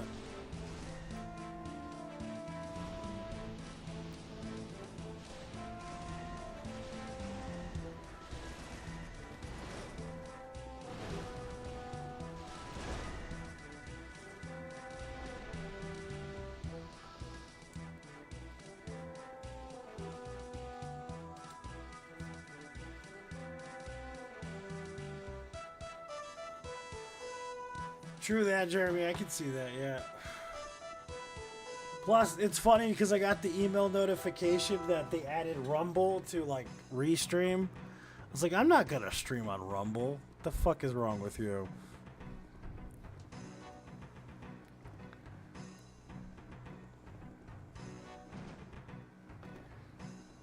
I guess supposedly Dr. Disrespect is doing okay over there for some reason or another. I wonder how.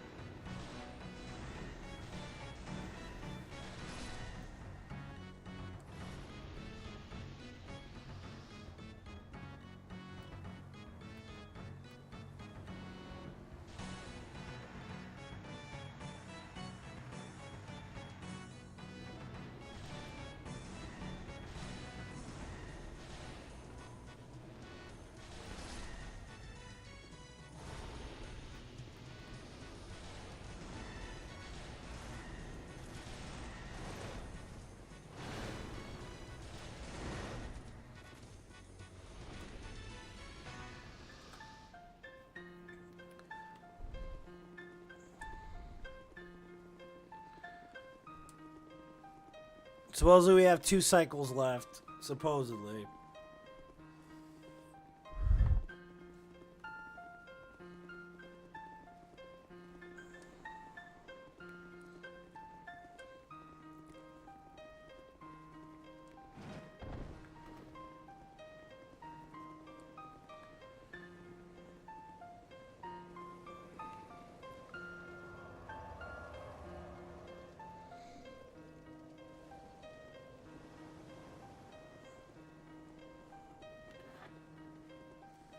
Yeah, I have nothing against people making their money the way they make it. It doesn't bother me at all. It's just the double standards, the only thing that kind of like kicks me in the butt a little bit. That's where I'm kind of like, well, why does this person get away with all this and then I don't get away with any of it? It's like, what the hell's up with that, you know?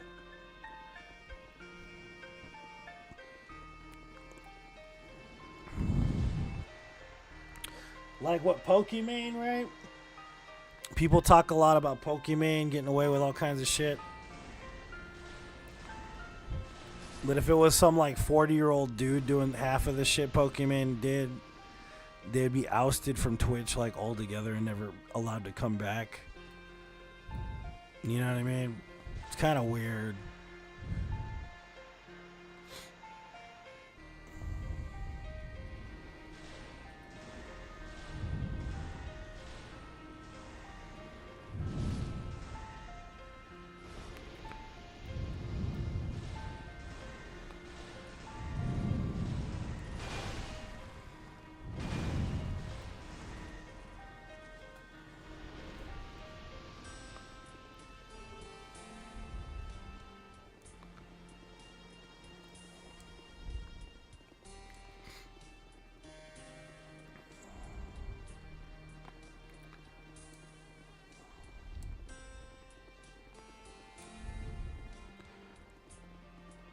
Just wait till Pokimane is like 35, then she won't get away with shit. I guarantee it.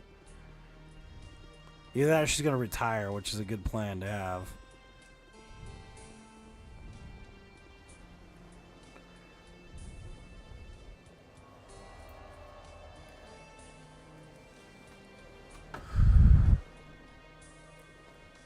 Plus, anybody sign up for the network test for Night Rain?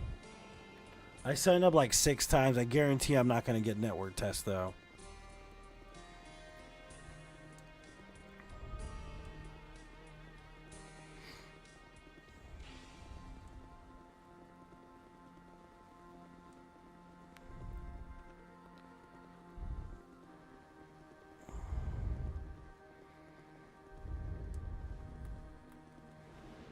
I'd be really, really flabbergasted if that happens.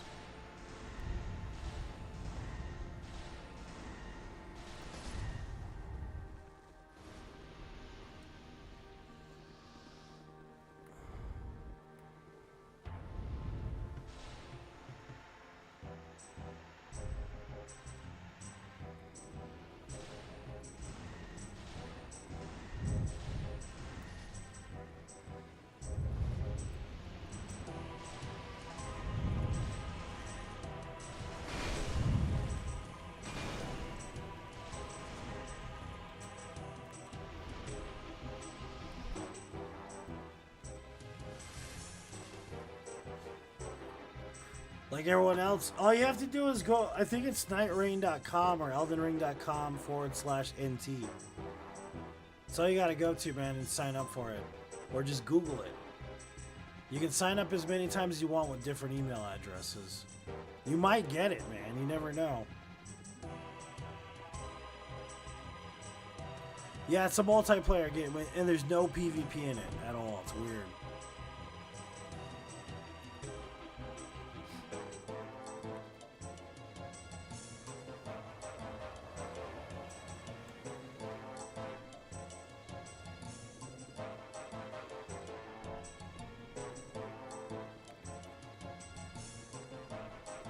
We've been calling it Fortnite Ring and shit like that. Fortnite Souls.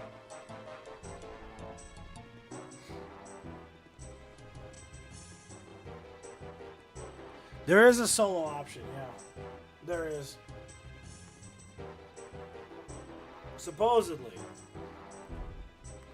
I hope there's a solo option. Alright, we're good. It's time for Ornstein.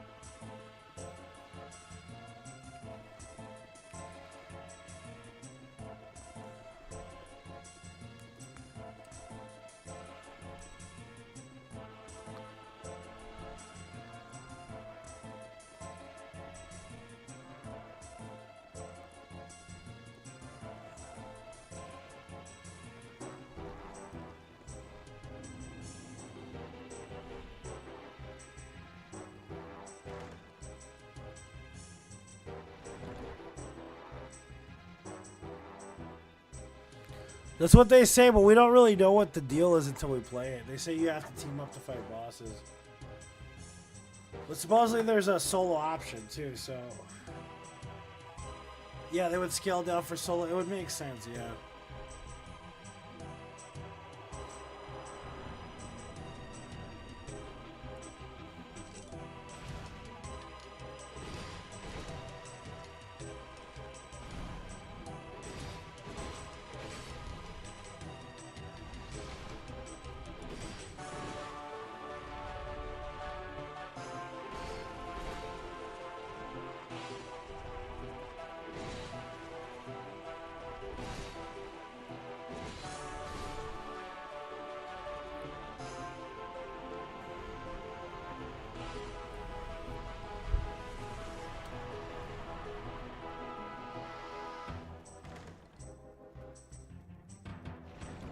Yeah, basically, like, it's kind of like a survival thing, and it goes on the scale of, like, 30 minutes per cycle or something like that.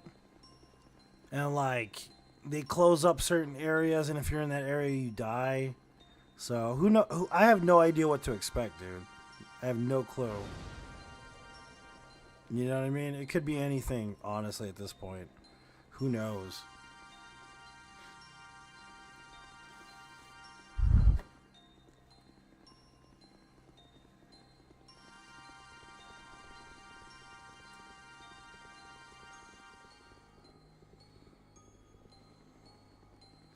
But if you think about it, they never showed off the shadow of Mikola or the shadow of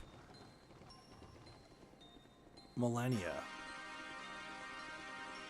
They've also confirmed that the Duke's Dear Freya's in it, Nameless King's in it, Centipede Demon's in it. So I'm like trying to see how that all fits into the game. It's kind of weird. You know, to think about it. I'm not sure how that all fits into the game, but...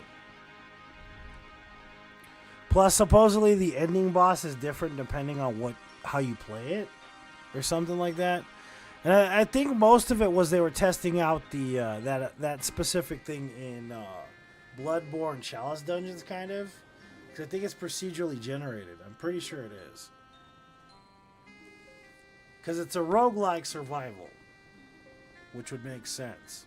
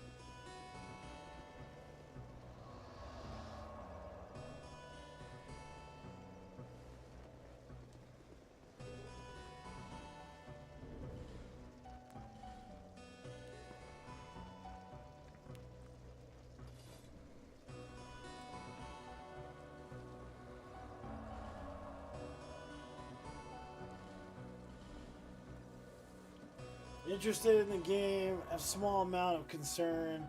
I'm hopeful it executed correctly. Just enjoyed the first Elden Ring style, story-driven open world. Some old bot. Yeah, I think it's gonna be cool. I just don't know what to expect, dude. You know what I mean?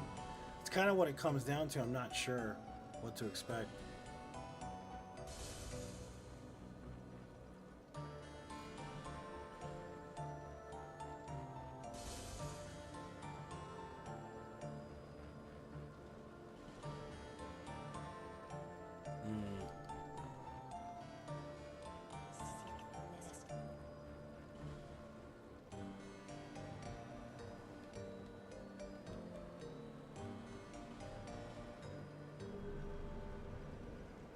What's up, Frenzy? Welcome.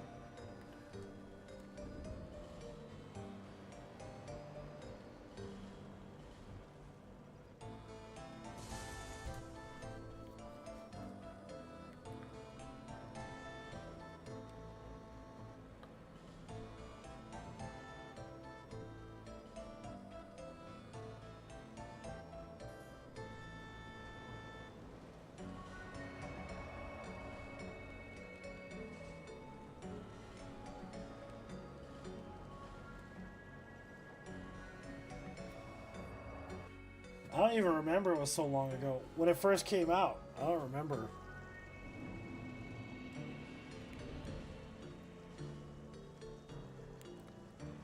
All I remember is I used a great sword. It could have possibly just been a strength build. I can't remember. It came out so long ago, dude. Like, I don't remember. You know what I mean?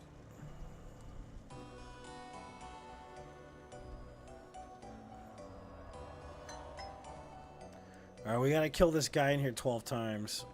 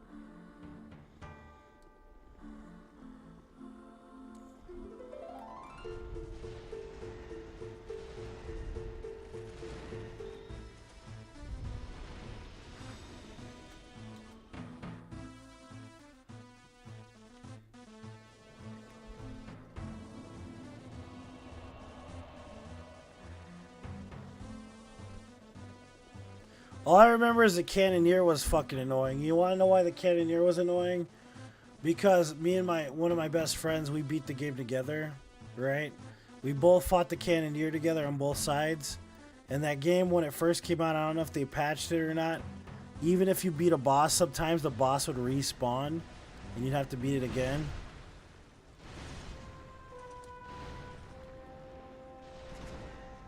So I had to fight the Cannoneer solo, basically. For the hell of it. After we both beat the Cannoneer together.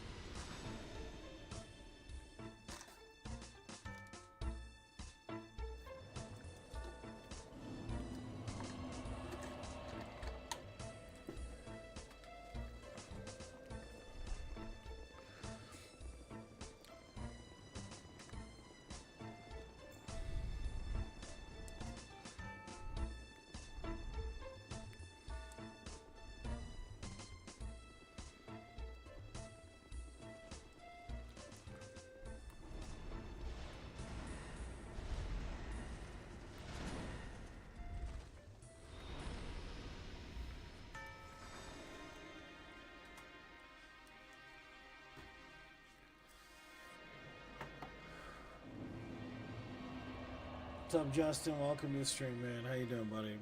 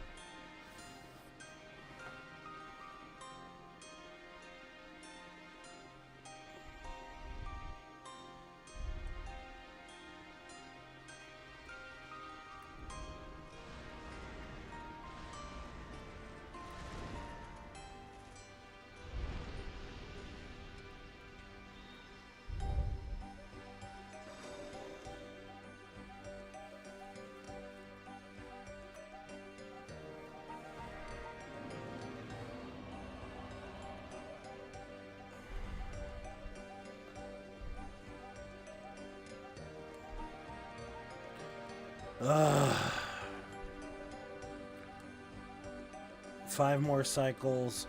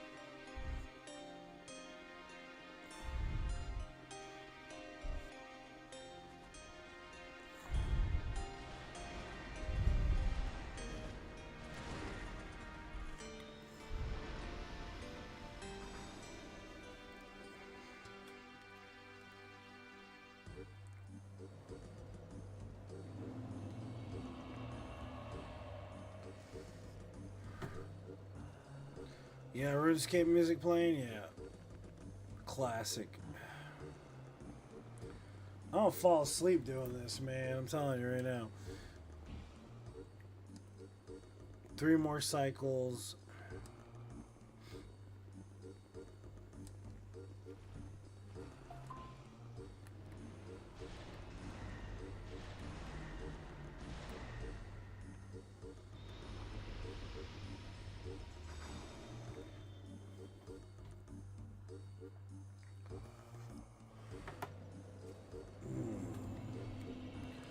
Two more cycles.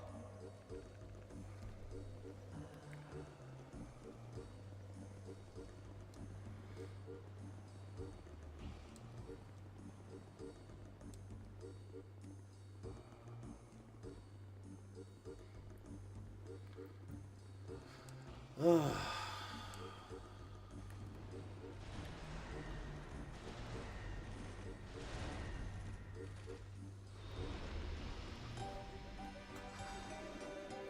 One more cycle.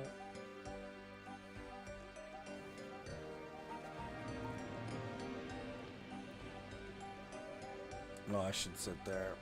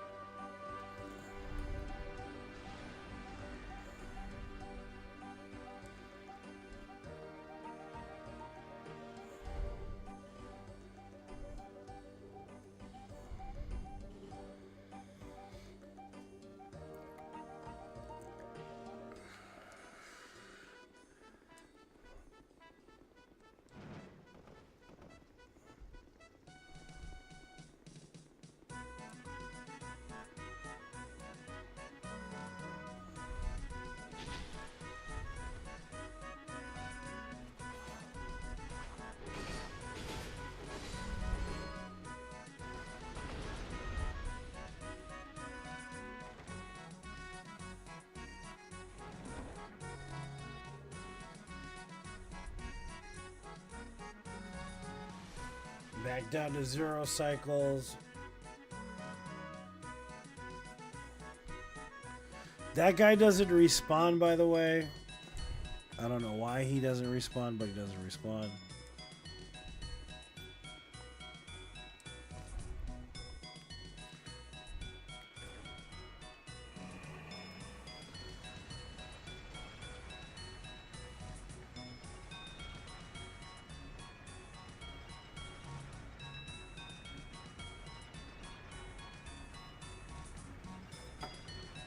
See, how many hours are we in here? Almost 4 hours of running already on stream. I think I'm going to take a break at 4 hours. Probably take a nap or watch some suicide. Not suicide. What's it called? Squid Game. I might be back tonight. I'm not sure yet.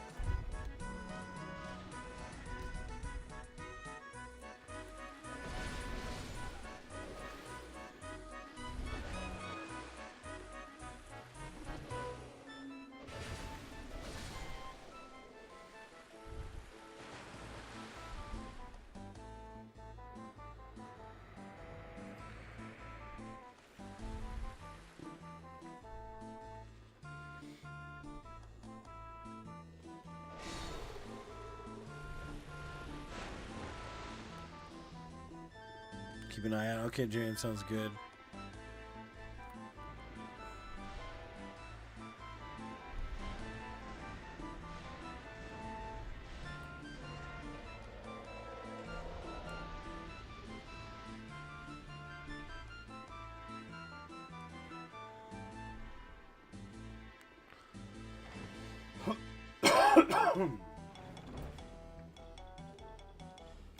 That was cycle 1 for this area.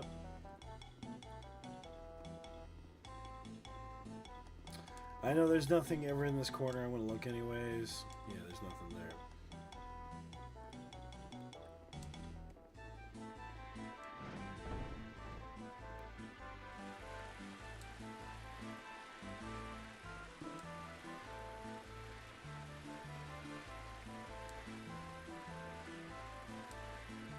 CB Monday. I'm gonna take a small break for a few hours. I definitely want to take a nap. This run is tiring as all hell, man. I'm telling you. All right, guys, I'm gonna cut it here. Thank you so much for watching. I'll see you guys soon.